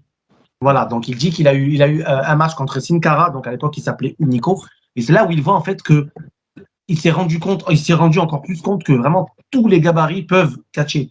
Comme on sait, Sin Cara, il est pas super grand. PJ Black, on le voit, il a quand même un gabarit assez avantageux. Et là, il a vu en fait que peu importe le gabarit qu'on a, on peut faire vraiment quelque chose de très très beau. Donc là, en fait, comme il le dit, WWE Superstar, ça a été un des shows les plus rares, mais ça a été un des shows où on voit vraiment, où le nom du show porte vraiment son nom, Superstar. Et c'est là où on voit que ça peut aller dans tous les styles de combat et tous les styles de gabarit. Donc il dit qu'il a été très surpris par Sin Cara. Il a eu un match en Chine, il a aussi eu un match en Chine contre Wade Barrett, où il pensait vraiment pas que le public déjà comprendrait l'anglais et puis parlerait l'anglais. Donc c'est là où en fait, au bout de Wade Barrett revenait d'une blessure de 7-8 mois, il me semble que c'était à l'épaule, je sais plus laquelle. Et c'est là où on entend en fait PJ Black dans le ring, et c'est là où on entend en parlant de Wade Barrett, welcome back. Donc bon retour. Et c'est là où en fait ça tease entre guillemets le match entre Wade Barrett et PJ Black. Donc ça, c'était le deuxième. Il dit aussi qu'il a eu un match contre Jack Swagger. Donc là, il ne se connaissait pas du tout. Et là, c'est là où en fait, il a vraiment compris que c'était waouh. C'était quelque chose où il n'y a pas besoin de parler avec son adversaire pour comprendre que ça va bien se passer. Là, comme il l'a dit, ça a été Kevin Owens et Sami Zayn, c'est la même chose. Tu les fous tous les deux sur le ring. Oui. Kevin Owens et Sami Zayn, quand ils s'affrontent, ils n'ont même pas besoin de parler, que tu sais très bien que ça va. En même temps, c'est parce que voilà, ils viennent de la même province, ils sont québécois tous les deux, et ayant vécu là-bas, je pense qu'il y a quelque chose de spécial qui se passe, même si tu es avec des personnes en fait que tu ne connais pas. Moi, pour ma part, c'est ce que j'ai senti quand j'y étais. Bien sûr. Et au niveau de tes mauvais matchs, s'il y en a. Attends, parce que là, il y a encore un gros match qui arrive. Ok, ça marche, excuse-moi. J'en ai cité 3, donc le 4e, il a dit que c'était avec AJ Styles. Ah donc, oui. PJ Black versus AJ Styles. Il dit que ça a été le top 3 des matchs qu'il a fait, puisque on ne présente plus AJ Styles. Non, pas du tout. voilà, c'est l'un des meilleurs. Et vraiment, il a vraiment vu, en fait, vraiment le potentiel. Autant quand il a vu avec John Cena, il a vraiment vu le talent, en fait, le talent à proprement parler d'un catcheur. Puis en plus, voilà, AJ Styles a été super rassurant et puis super talentueux. Mais c'est pour dire, en fait, que ça a été vraiment un moment unique et que ça fait vraiment partie du top 3 de ces matchs. Et il a dit aussi lui-même qu'il nous donnera en fin d'interview, puisque ce combat entre PJ Black et AJ Styles est sur YouTube. Donc, il ne faudra pas oublier de lui demander le lien. Parce que je pense que c'est vraiment, comme il le dit, c'est vraiment quelque chose à voir. Et moi, personnellement, je ne sais pas toi, mais moi, j'ai vraiment envie de voir ce match. De toute manière, les matchs de AJ Styles, que ça soit du côté de la New Japan ou autre, ils sont toujours très bons, ces matchs. Exactly. So sorry, PJ, I have to translate everything. It took a little time. It's all good. And now, what about? Sorry, Joe. What about your worst match? So I mean, that's hard. I've never really. I mean, this might sound. I've never really had like bad matches, but I mean, you know, there's always matches that stand out to not go as planned, and it's hard as a performer, right? Because sometimes you're not happy with something and you get to the back, you're like, oh man, that was so terrible. But then you watch it back and you're like, oh wow, that was actually cool because it was different, you know, like there's different styles of wrestling. Sometimes the gritty wrestling just sometimes works, you know, instead of just a perfect, clean ballet of wrestling, you know, it's sometimes the dirty, like rough stuff is actually really cool. A few matches that come to mind, I wouldn't say they were bad matches, but they were challenging matches, right? You know, I'll give you an example, a little story here. Me and Wade, our flight was delayed, and we had to work a show. And our flight got in like as the show started. So we had 45 minutes. Yeah, and we had 45 minutes to drive. So 45 minutes to the arena. So while Wade was driving, I put on my wrestling gear. And then we switch. I drive in my wrestling gear. Wade put on his wrestling boots, get ready. And as we get to the arena, my music played and I had to go. And it was a tag match. It was me and Tyson Kidd against the primetime players. So they didn't think I was going to make the show, right? So they thought they're just going to do either like some quick segment or a three-way match or whatever it was. But then I got there.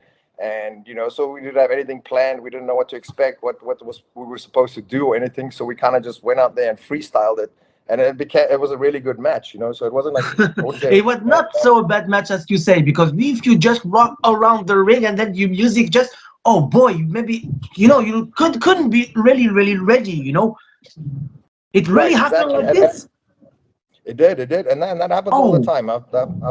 This has happened to me quite a few times, you know, and that's what usually causes either a really good match or a really bad match. And, you know, I've had situations like that where it wasn't good, but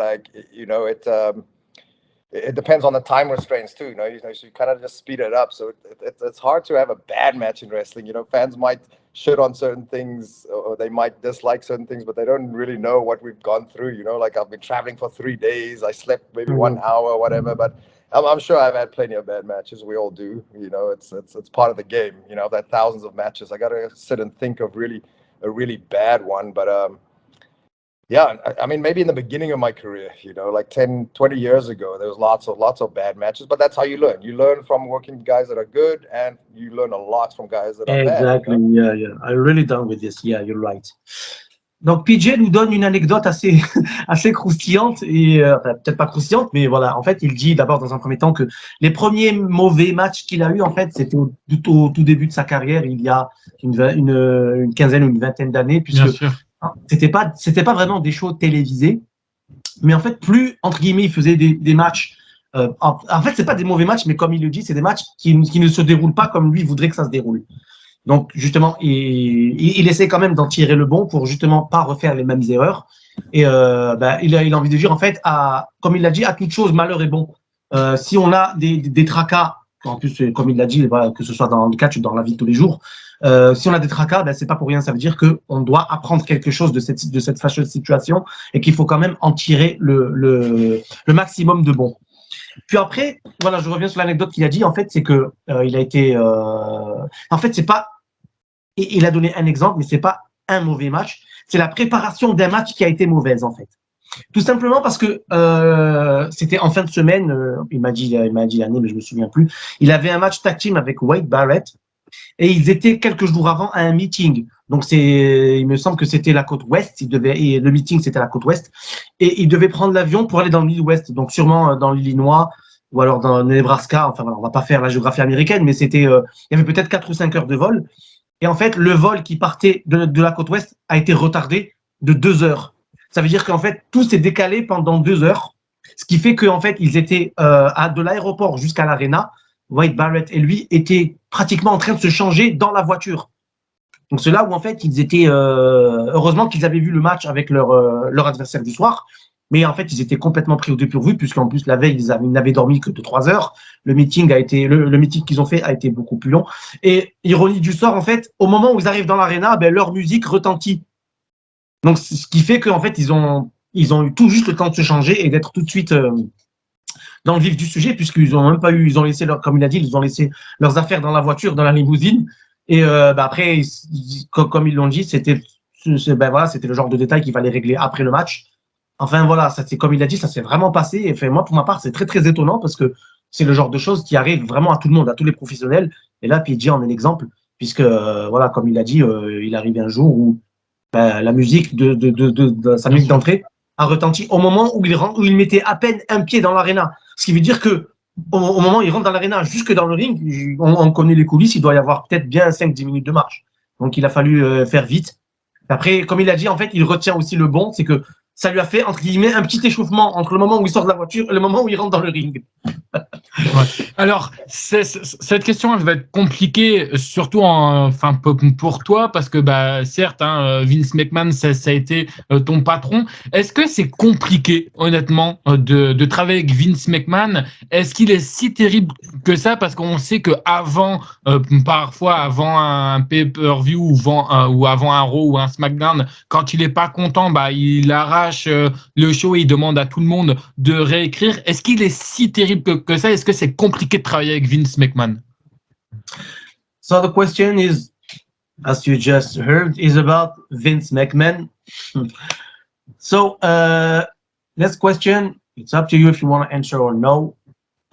Was it so hard to work with him and about the preview of the show, regular show like SmackDown or Raw or NXT or something? Was it hard to work with him and why exactly? With who? I'm sorry. With Vince McMahon, I mean. Oh yeah. I see people have different experiences with him. You know, it depends on a lot of things. I've only had good experiences with him. You know, I've only had a very few interactions with him.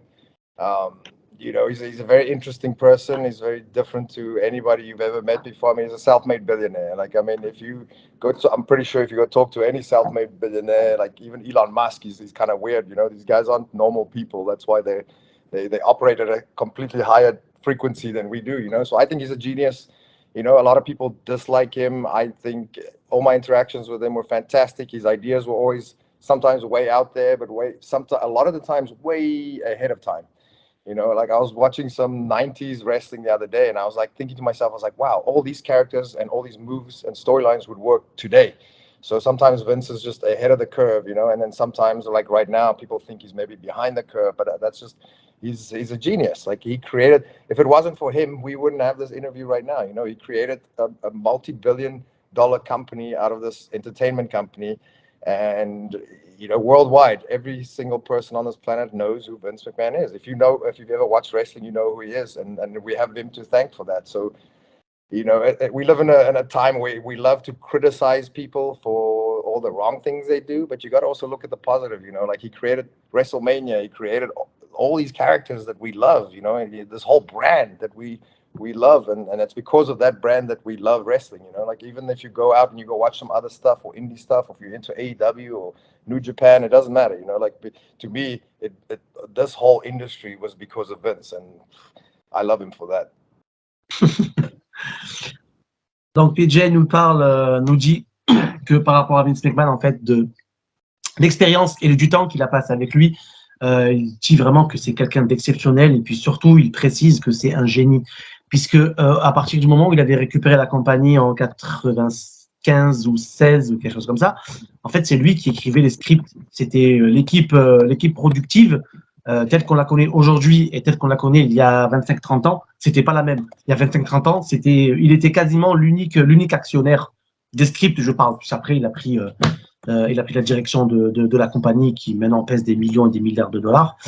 Par contre, il n'a pas entendu beaucoup de mauvais échos par rapport à Vince McMahon, puisque après, bon, faut dire, Vince McMahon, c'est quand même quelqu'un de très important dans le monde du catch et surtout à la WWE, et que, comme il le dit lui, ben, de l'expérience que lui il en a fait, en fait, il en tire que du bon, puisque c'est quelqu'un de sensé, d'attentionné, puisqu'il s'intéresse souvent au ressenti des catcheurs qui sont sous sa direction, peu importe le nombre de shows qu'il puisse avoir dans une année ou dans un mois et tout. Et puis peu importe le nombre de matchs et le type de show qu'il peut y avoir. Puis vraiment, en fait, il insiste vraiment sur le fait que l'équipe créative, il y a une trentaine d'années, c'était lui et uniquement lui. Et puis comme on le voit, peut-être au début de The Rock et tout ça, non seulement il écrivait les scripts, mais en plus c'est lui qui participait. Donc, on a vu qu'il avait une super rivalité avec Stone Cold Steve Austin et The Rock. Et donc en fait vraiment lui il a vraiment pas de mauvais échos. Il n'a pas entendu de mauvais échos et lui s'en fait une super opinion puisque c'est quand même quelqu'un de génial. Et je pense que tout le monde sera d'accord avec moi. On peut vraiment s'estimer heureux d'avoir eu Vince McMahon comme chairman of the WWE, vraiment propriétaire de la structure. C'est lui qui était l'auteur des scripts. Maintenant, c'est Triple H et c'est vrai qu'il fait du très bon boulot. Et sûrement que Triple H a dû s'inspirer du travail de Vince McMahon. Mais à l'époque, il était vraiment seul, alors que l'équipe actuelle, l'équipe productive, l'équipe créative de maintenant, c'est plusieurs personnes. Ok. En 2015, moi, c'est ce que j'ai. Alors peut-être que je me suis trompé, mais en tout cas, c'est l'information que j'ai. En 2015, tu quittes la WWE. Pourquoi ce départ? So, PJ, in 2015, you left WWE. Well, one more time, it's a question you really don't want to answer. No problem. So, why did you leave in 2015 WWE? Yeah, I was just frustrated of how things were going. I was pitching different storylines and ideas. I was kind of just like floating around from, not having a lot of TV time, doing a lot of shows and doing all this extra stuff, and I felt like I wasn't rewarded for it. That's probably a terrible way of putting it, but I just felt like my creativity. I'm an artist, right? I like to create things, and in WWE you get given something and you just do it, and that's fine. That's great, But at that time in my life, I wanted to do so much more, and I had a conversation with Vince about this, and he said to me, he's like, I know what you want to do, and he didn't say it in direct words, but he insinuated that I go to New Japan and go do some other stuff, and then maybe come back at a later stage.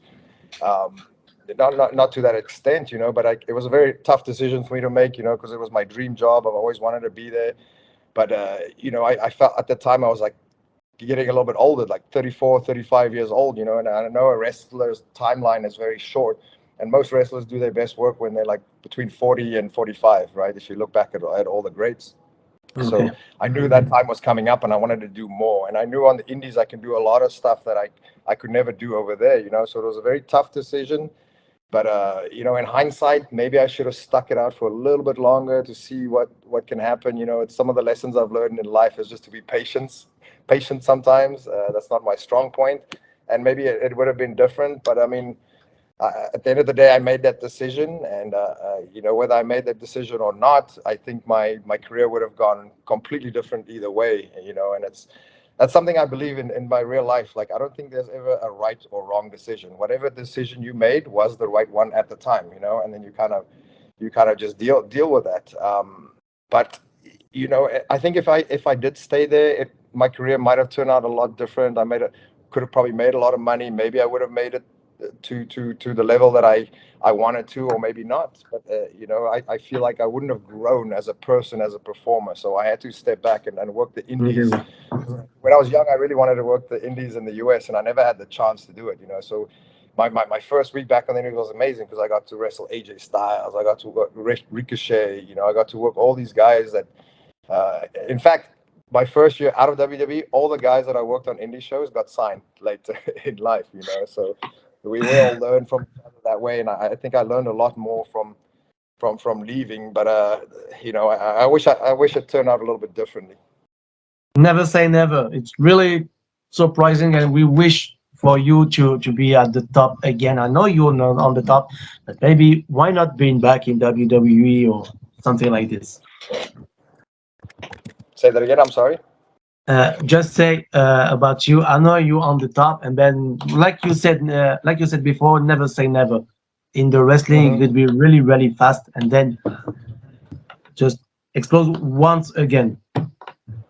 Yeah. You know, like and one day you can be on top, and one day you can be at the bottom. Like anything, you know, like it's exactly. It's a cutthroat business. You know, back in the day when I started wrestling, there was probably only like a couple of thousand wrestlers worldwide, and we all know each other. It's a very small community. Now these days, there's like 1,000 in every state in the US. You know, it's very competitive. Now it actually means something being in the PWI 500, because to be in the top 500 out of 50,000 wrestlers, that's something exactly. unique, you know.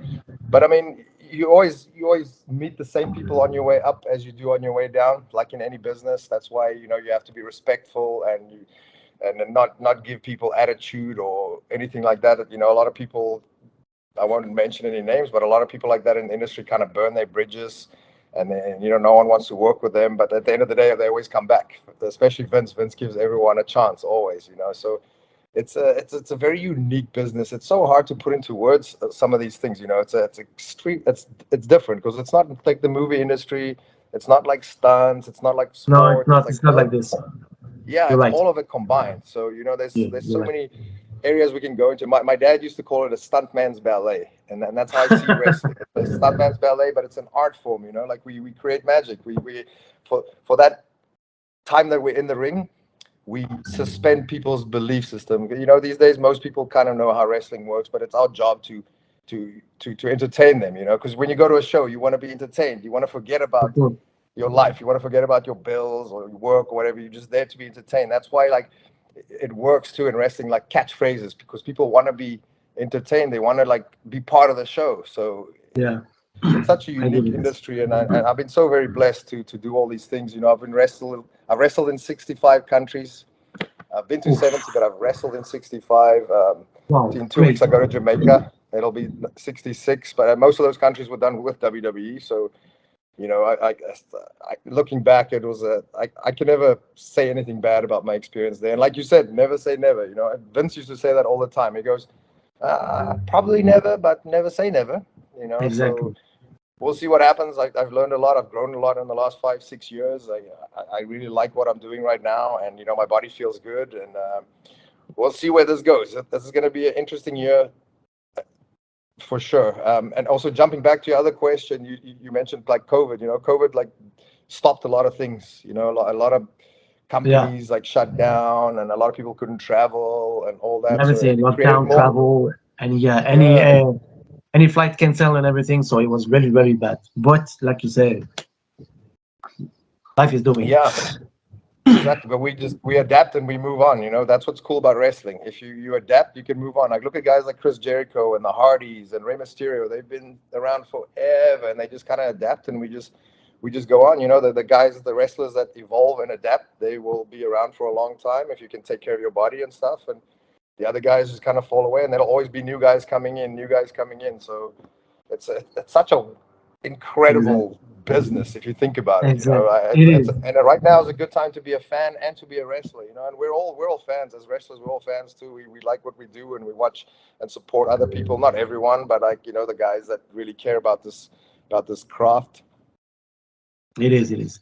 Alors, ça va être un petit peu long à traduire, mais je vais essayer de résumer. Hein. J'espère que tu t'es pas trop ennuyé pendant qu'on parlait.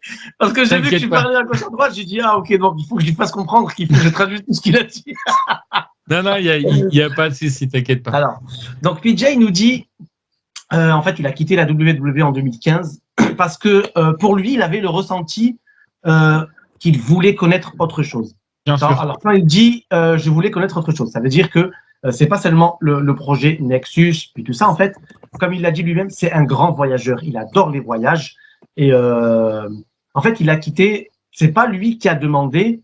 C'est pas comme il l'a dit. Il a eu un entretien avec lui. En fait, toutes les conditions étaient réunies pour que malheureusement, il quitte la structure, mais c'était pas comme s'il avait dit, OK, je donne ma lettre de démission. Non, comme il a dit, c'est pas ça. Au moment à ce moment-là de sa carrière, en fait, il était dans le ressenti psychologique qu'il avait besoin d'autre chose, et en même temps, il avait de moins en moins de temps sur le ring à la WWE. Donc, une chose a amené une autre, ce qui fait que tout simplement, en fait, il avait juste demandé au cours d'un entretien des plus simples à Vince McMahon, quels sont mes projets pour le futur. C'est là où, en fait, Vince McMahon, il a été bienveillant et lui a dit, OK, j'ai l'intention de te donner peut-être un peu moins de temps sur le ring, donc c'est toi qui as les cartes en main. Si tu veux rester parmi nous, il n'y a pas de problème. C'est Vince McMahon qui le dit. Puis, si tu veux partir, alors pars. Par contre, vraiment, c'est pas parce que la porte se ferme maintenant qu'elle ne sera pas ouverte plus tard. Donc c'est là où, comme PJ le dit, il a catché dans une 60aine de pays. Donc, il aurait peut-être pas eu la chance de visiter autant de pays et de connaître autant d'adversaires et de s'enrichir pendant toute cette période-là que s'il avait resté à WWE. Et comme il le dit, Chris Jericho est parti un moment, Jeff Hardy est parti un moment, Rey Mysterio est parti un moment, et ils sont tous revenus. Donc, comme il le dit, en fait, c'est entre guillemets partir pour mieux revenir. Et c'est là où, en fait, il a connu quelque chose d'encore plus beau en quittant la WWE, même si on sait qu'avoir la WWE dans un CV pour un catcheur, c'est quand même le top du top, Bien puisque c'est sûr.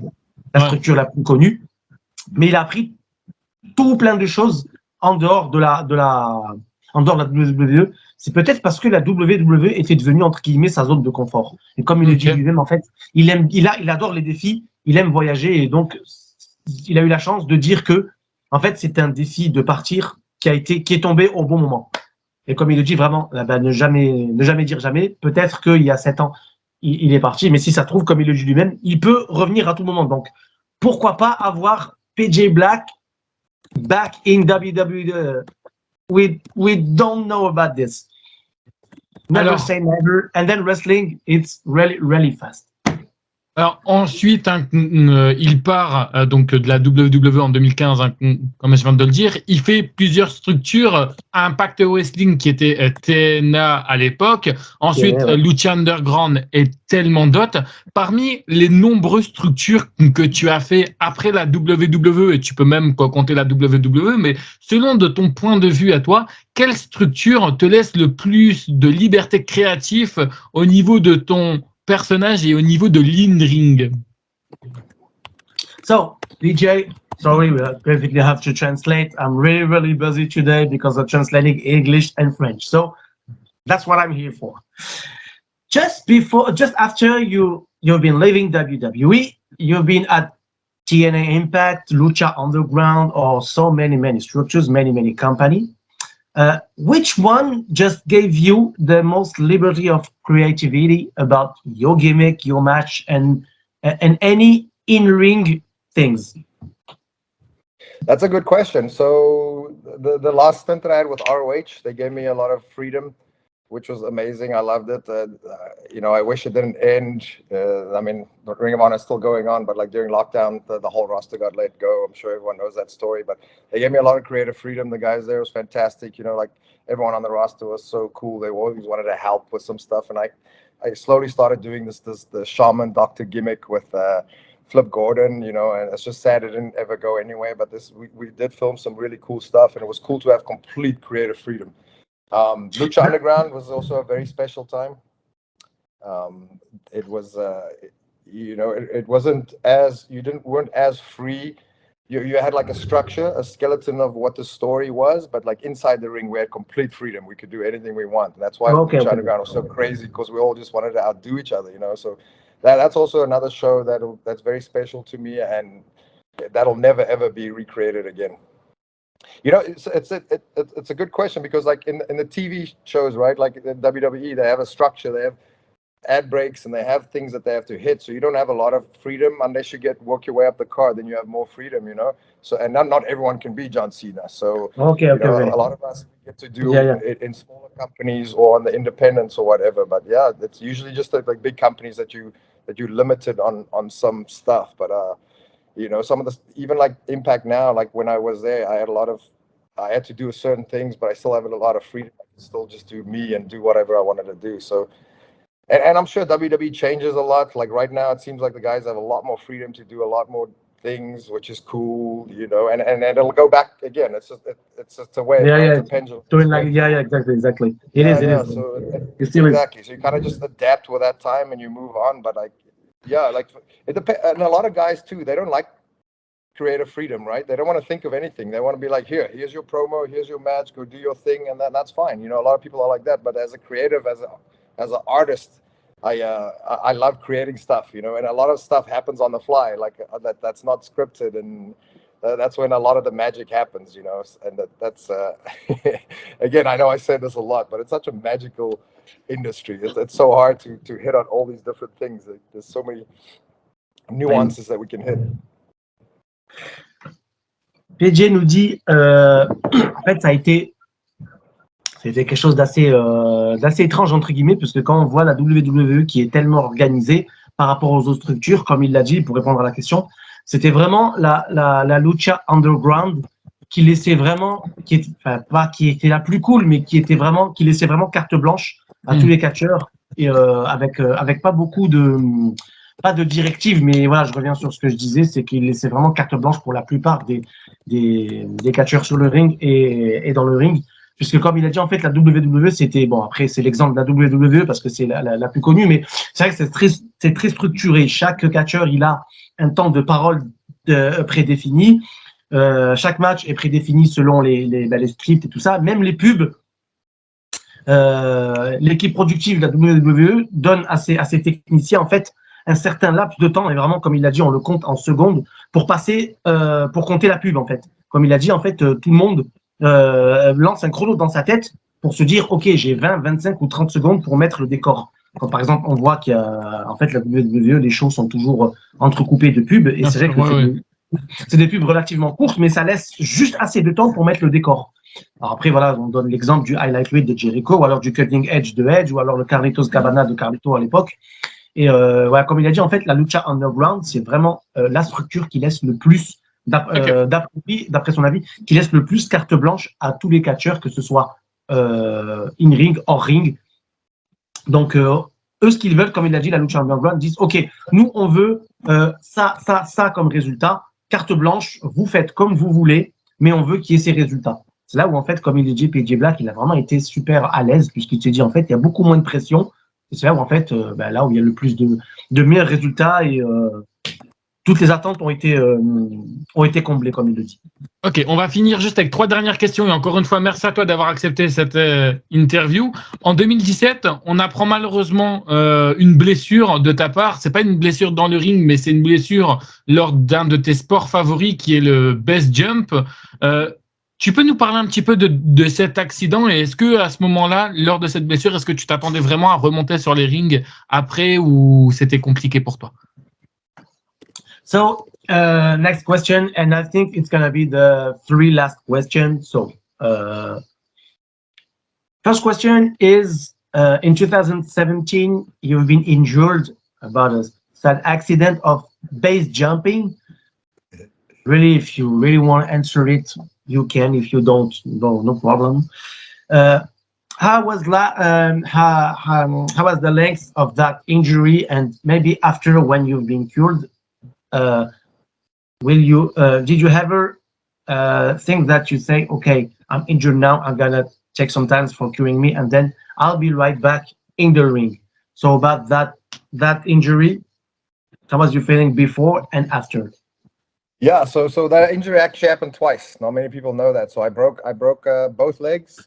Well, I broke the one first, and then I had another base jumping accident where I broke both. And then at the hospital, she said the one was already broken. So I've been walking on it broken for like a year, I guess, or 8 months. Sorry, really sorry to hear that, really.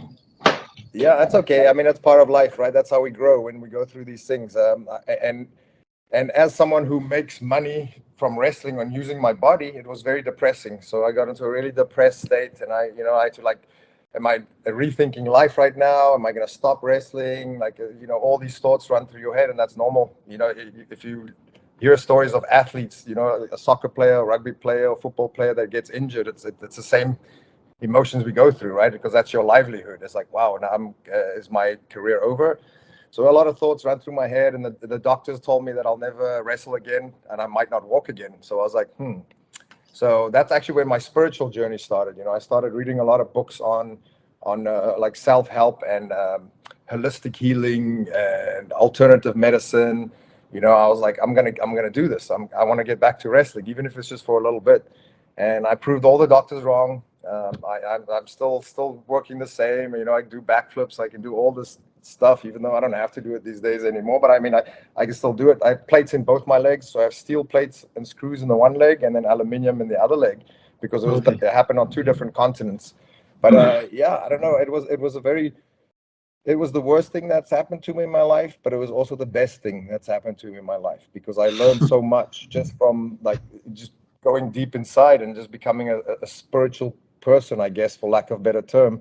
It taught me a lot about how my mindset going forward, of how to structure things and how to be a little bit more risk averse, and it taught me so much, not only about like wrestling, but recovering and the human body, and also the human mind. The human mind is incredibly strong. People don't realize exactly. that. Mind, I that's why they say completely agree with you. mind over matter, because you can heal things with your mind. And I read books like that, or people, and I didn't believe it. And it's you can go look up any book by Dr. Joe Dispenza. He teaches people how to heal themselves with their mind and meditation.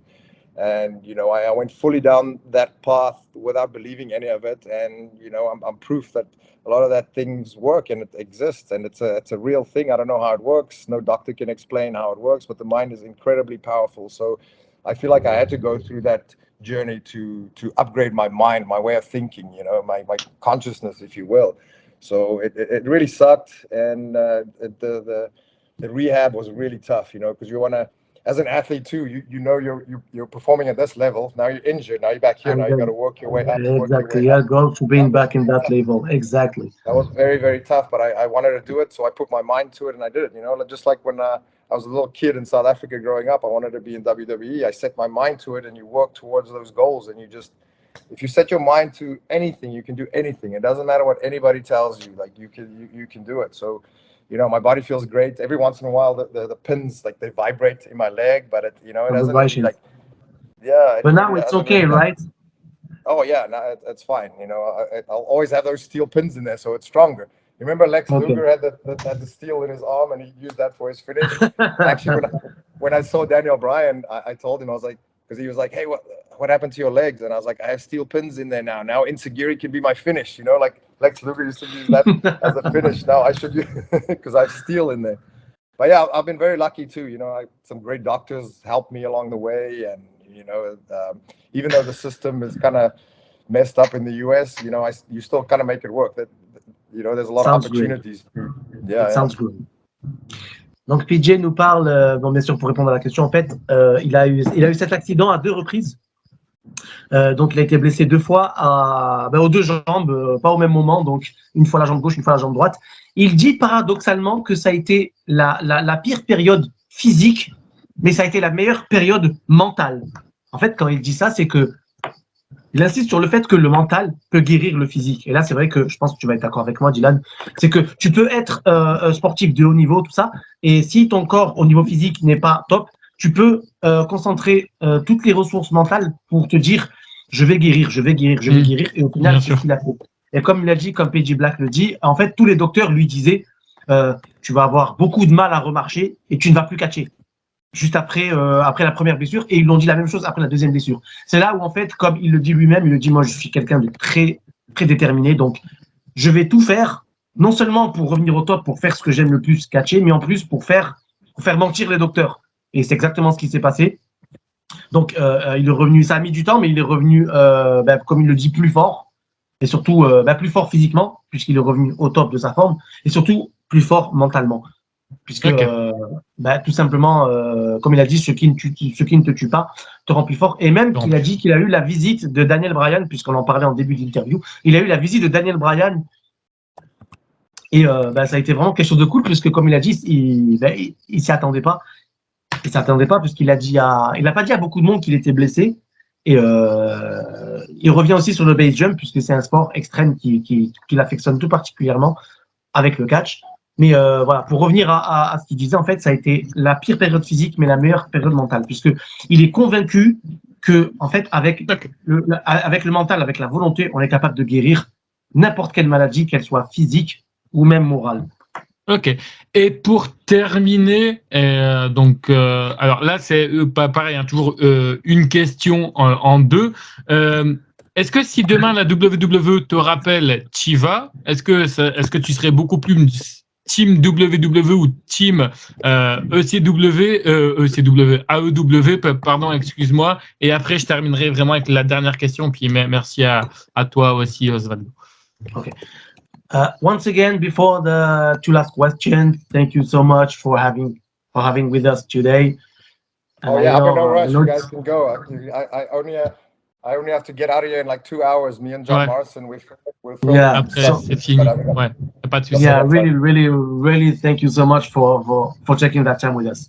So, one of the two last questions is, if WWE call you back, would you go? Maybe if your WWE team or AEW team or TNA team or whatever. But that question, if WWE called you back, will you go? Of AEW or TNA, whatever. Yeah, I mean, I'll consider everything right now. You know, I was kind of laying low for the last year or so to see what's going to happen. You know, weird times happening in the world right now, so I wasn't sure where I was going to go. I mean, I have a few options right now. I have been talking to all those people. We'll see where it goes. You know, I run a lot of international shows, and I'm trying to start something back up in South Africa. There's a massive market out there. Many people don't know this, but South Africa is the third biggest wrestling market in the world after America and Mexico. So I'm trying to get a bunch of guys out there, and then we'll see what happens. It's an exciting time right now. I have been talking to all those big companies. I've been pitching them these characters, and they love it. It's just a weird time right now, right? So it's like a patience game. Wrestling is like one day you can get the call, it's like, hey, be at TV, and then, you know, I actually got they offered me the coaching job at NXT to be a coach, but I was like, I still have a few more years of wrestling. You know, I'm in great shape. You know, I can still contribute, and I'm still entertainer. You know, so. But eventually, that's what I want to do. I love teaching. I love teaching seminars. Whenever I travel around the world, I teach a lot of seminars. So it's definitely something I want to get into later, but not right now. Right now, I want to bring this new Dr. Black character to life. You know, that's why I look so crazy. Look at this. I look crazy, but it's all big beard and then big mustache. It's so nice. Yeah, it's so nice. Once you guys see the character come together, you'll understand, right? It's kind of like crazy. He's like a wizard character, shaman. So I really want to bring this to life in any TV company. So I consider all offers, and I have been talking to them. And if something looks right, then obviously I'm going to jump on it. I was hoping it would happen by this summer, but it's more likely to be next year. But it gives me more time to prepare. You know, get into good shape, and you know, get some new gear and some new props and stuff made, and film some new promos and stuff. You still, like you say, that the crowd, you still got it. And then we definitely know that you're a big fucking shape. You know, we really know it. And then we wish you the best, really, PJ. Attends, je te coupe 2 secondes. J'ai cru comprendre qu'il fallait qu'on se dépêche parce qu'il y a un truc après. Donc, du coup, non, en fait, il a dit qu'il a prévu 2 heures. Donc, jusqu'à 21 heures. Ça marche. Ouais, ça marche. Ouais, il n'y a pas de souci. De toute façon, il reste encore une question après ça. Puis après, de toute façon, c'est terminé, quoi. Donc, allez, ça marche. Donc, PJ nous disait qu'en fait, peu importe la structure qu'il appelle, lui, il est toujours OK pour que ce soit retourner à WWE, tester une autre structure ou retourner dans une autre structure dans laquelle il a été. Puisque, comme il le dit, en fait, il a toujours été in shape et que peu importe les blessures qu'il a eues, en fait, il est toujours ouvert à tous les défis, que ce soit en Afrique du Sud, que ce soit aux États-Unis. Il a même eu des propositions pour une structure chinoise, une structure mexicaine et une autre canadienne. Donc là, il est en train de réfléchir pour laquelle serait la meilleure pour lui, pour dans son cas et aussi pour ses envies. Mais voilà, pour répondre à la question, en fait, c'est qu'il serait ouvert à n'importe quel retour et à n'importe quel début dans n'importe quelle structure. Ok, bah en tout cas, c'est tout ce qu'on lui souhaite.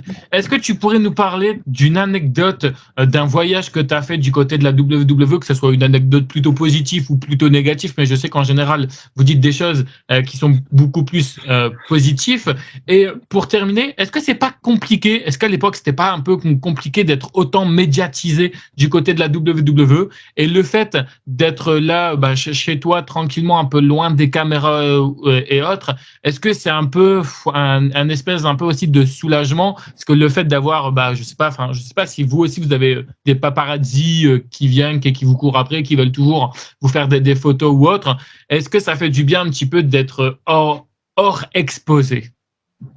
Alors là, j'ai une question super longue à traduire. Je vais essayer de le faire comme je peux parce que c'est pas facile. Tu me rends pas la tâche facile. Enfin, je vais essayer. Oh.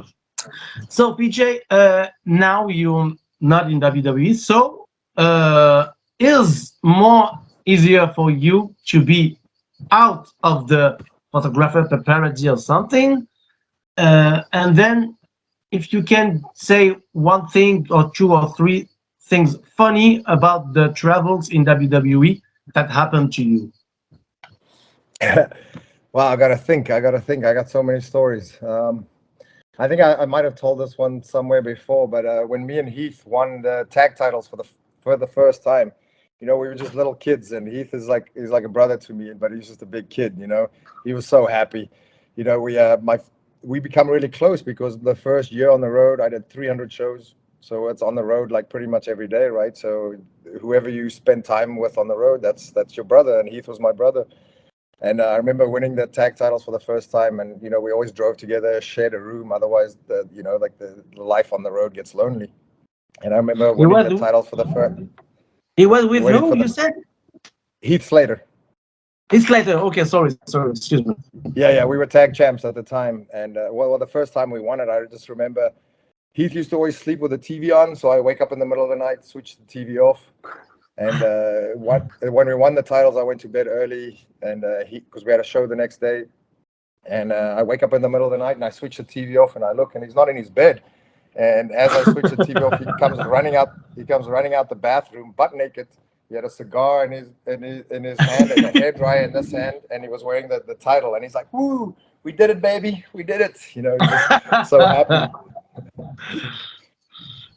Alors, PJ nous dit que la personne avec qui il a passé le plus de temps avec Wade Barrett, c'était Heath Slater, puisqu'ils ont été aussi champions par équipe tous les deux, il me semble. Et en fait, il dit que Heath Slater, ça a vraiment été la personne qui considérait comme son ombre, entre guillemets, puisqu'il y avait une époque où ils allaient tout le temps, ils faisaient toujours les mêmes choses ensemble. Donc voilà pourquoi, en fait, il revient sur l'expérience Nexus, puisque ça a été vraiment quelque chose de très, très marquant pour lui, très important, qui regroupe beaucoup de choses. Il dit même une anecdote plutôt très marrante, puisqu'il dit en fait le soir même où ils ont été champions par équipe, je ne sais pas pour combien de temps, il était en train de revoir le show, de revoir son match. En fait, il réalisait pas qu'il était devenu champion par équipe.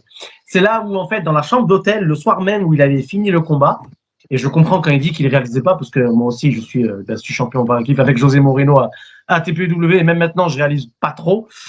Donc c'est vrai que comme il disait, en fait, il avait revu le show à la télé et il posait avec les ceintures à côté d'eux avec Heath Slater.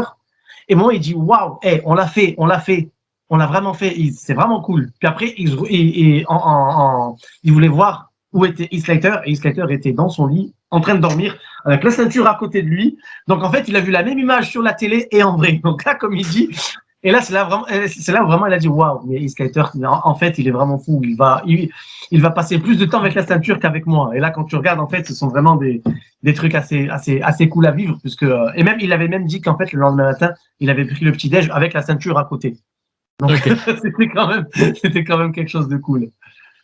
Bien sûr. Et donc, du coup, pour finir, le fait de ne plus être aussi exposé que ça, est-ce que parfois, est-ce que c'est compliqué, clairement, on va faire simple, est-ce que c'est compliqué d'être une superstar de la WWE, clairement, que ça soit au niveau médiatique ou au niveau sur le ring? Et ça sera vraiment la dernière question finale.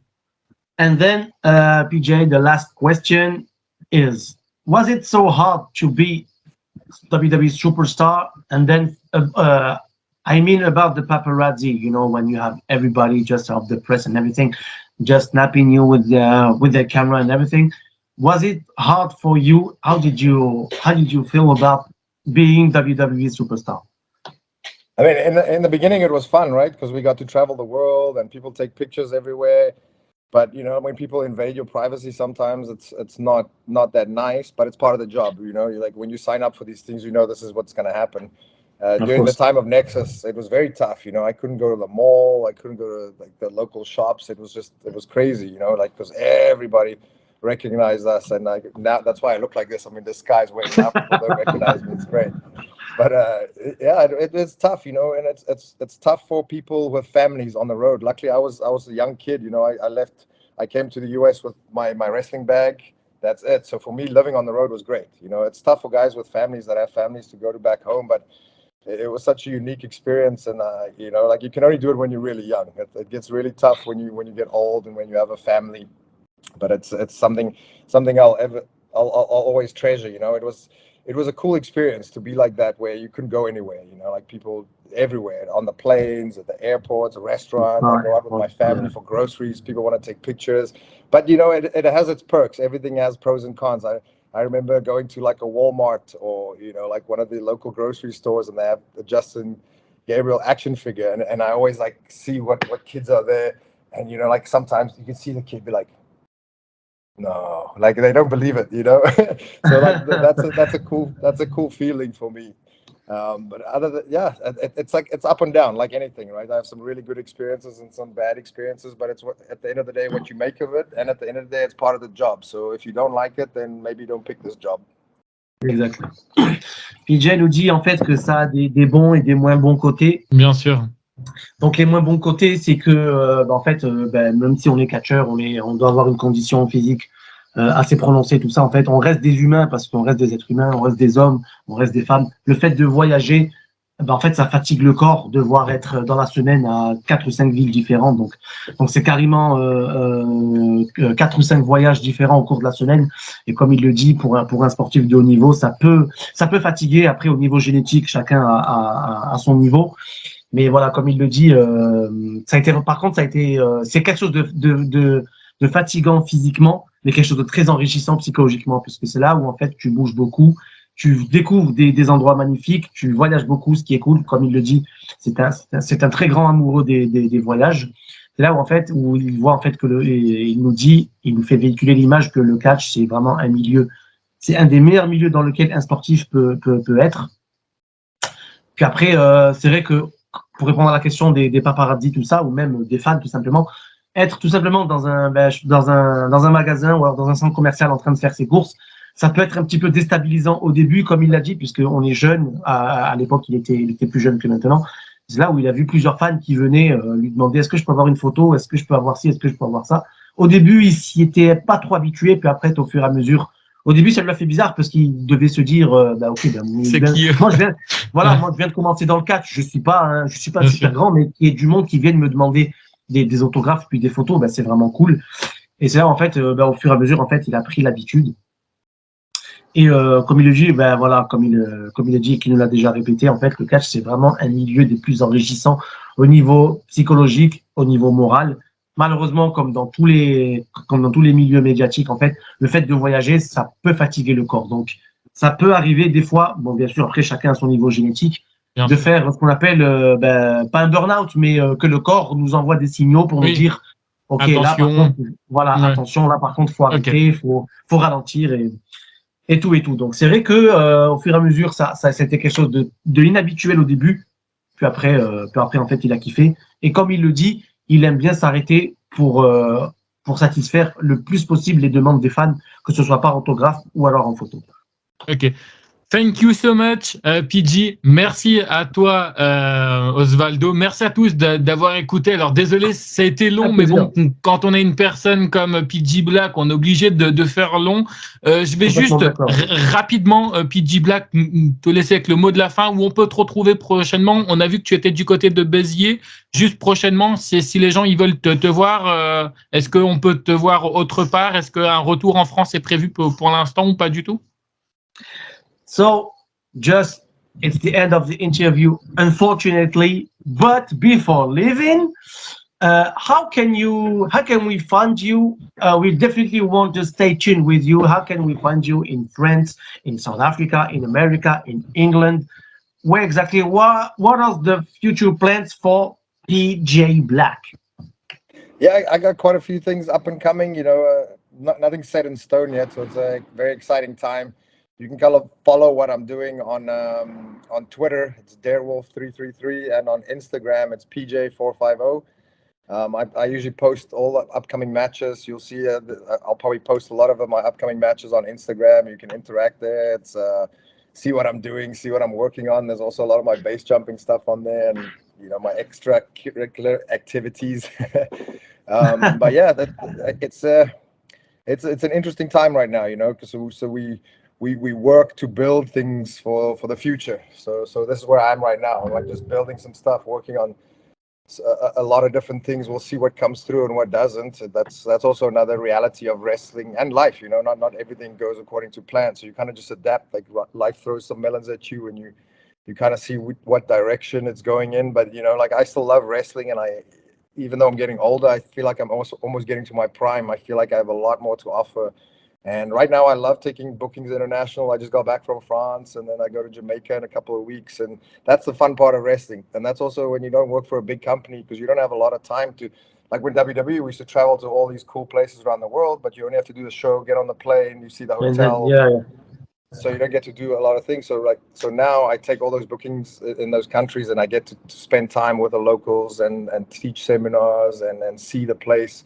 So it's like pros and cons, right? Like you want to get the full-time contract, so you can get the check every week. But at the same time, we're taking independent bookings. It's an incredible journey too. It's not for everybody, and it sure is a little bit easier when you were on TV before.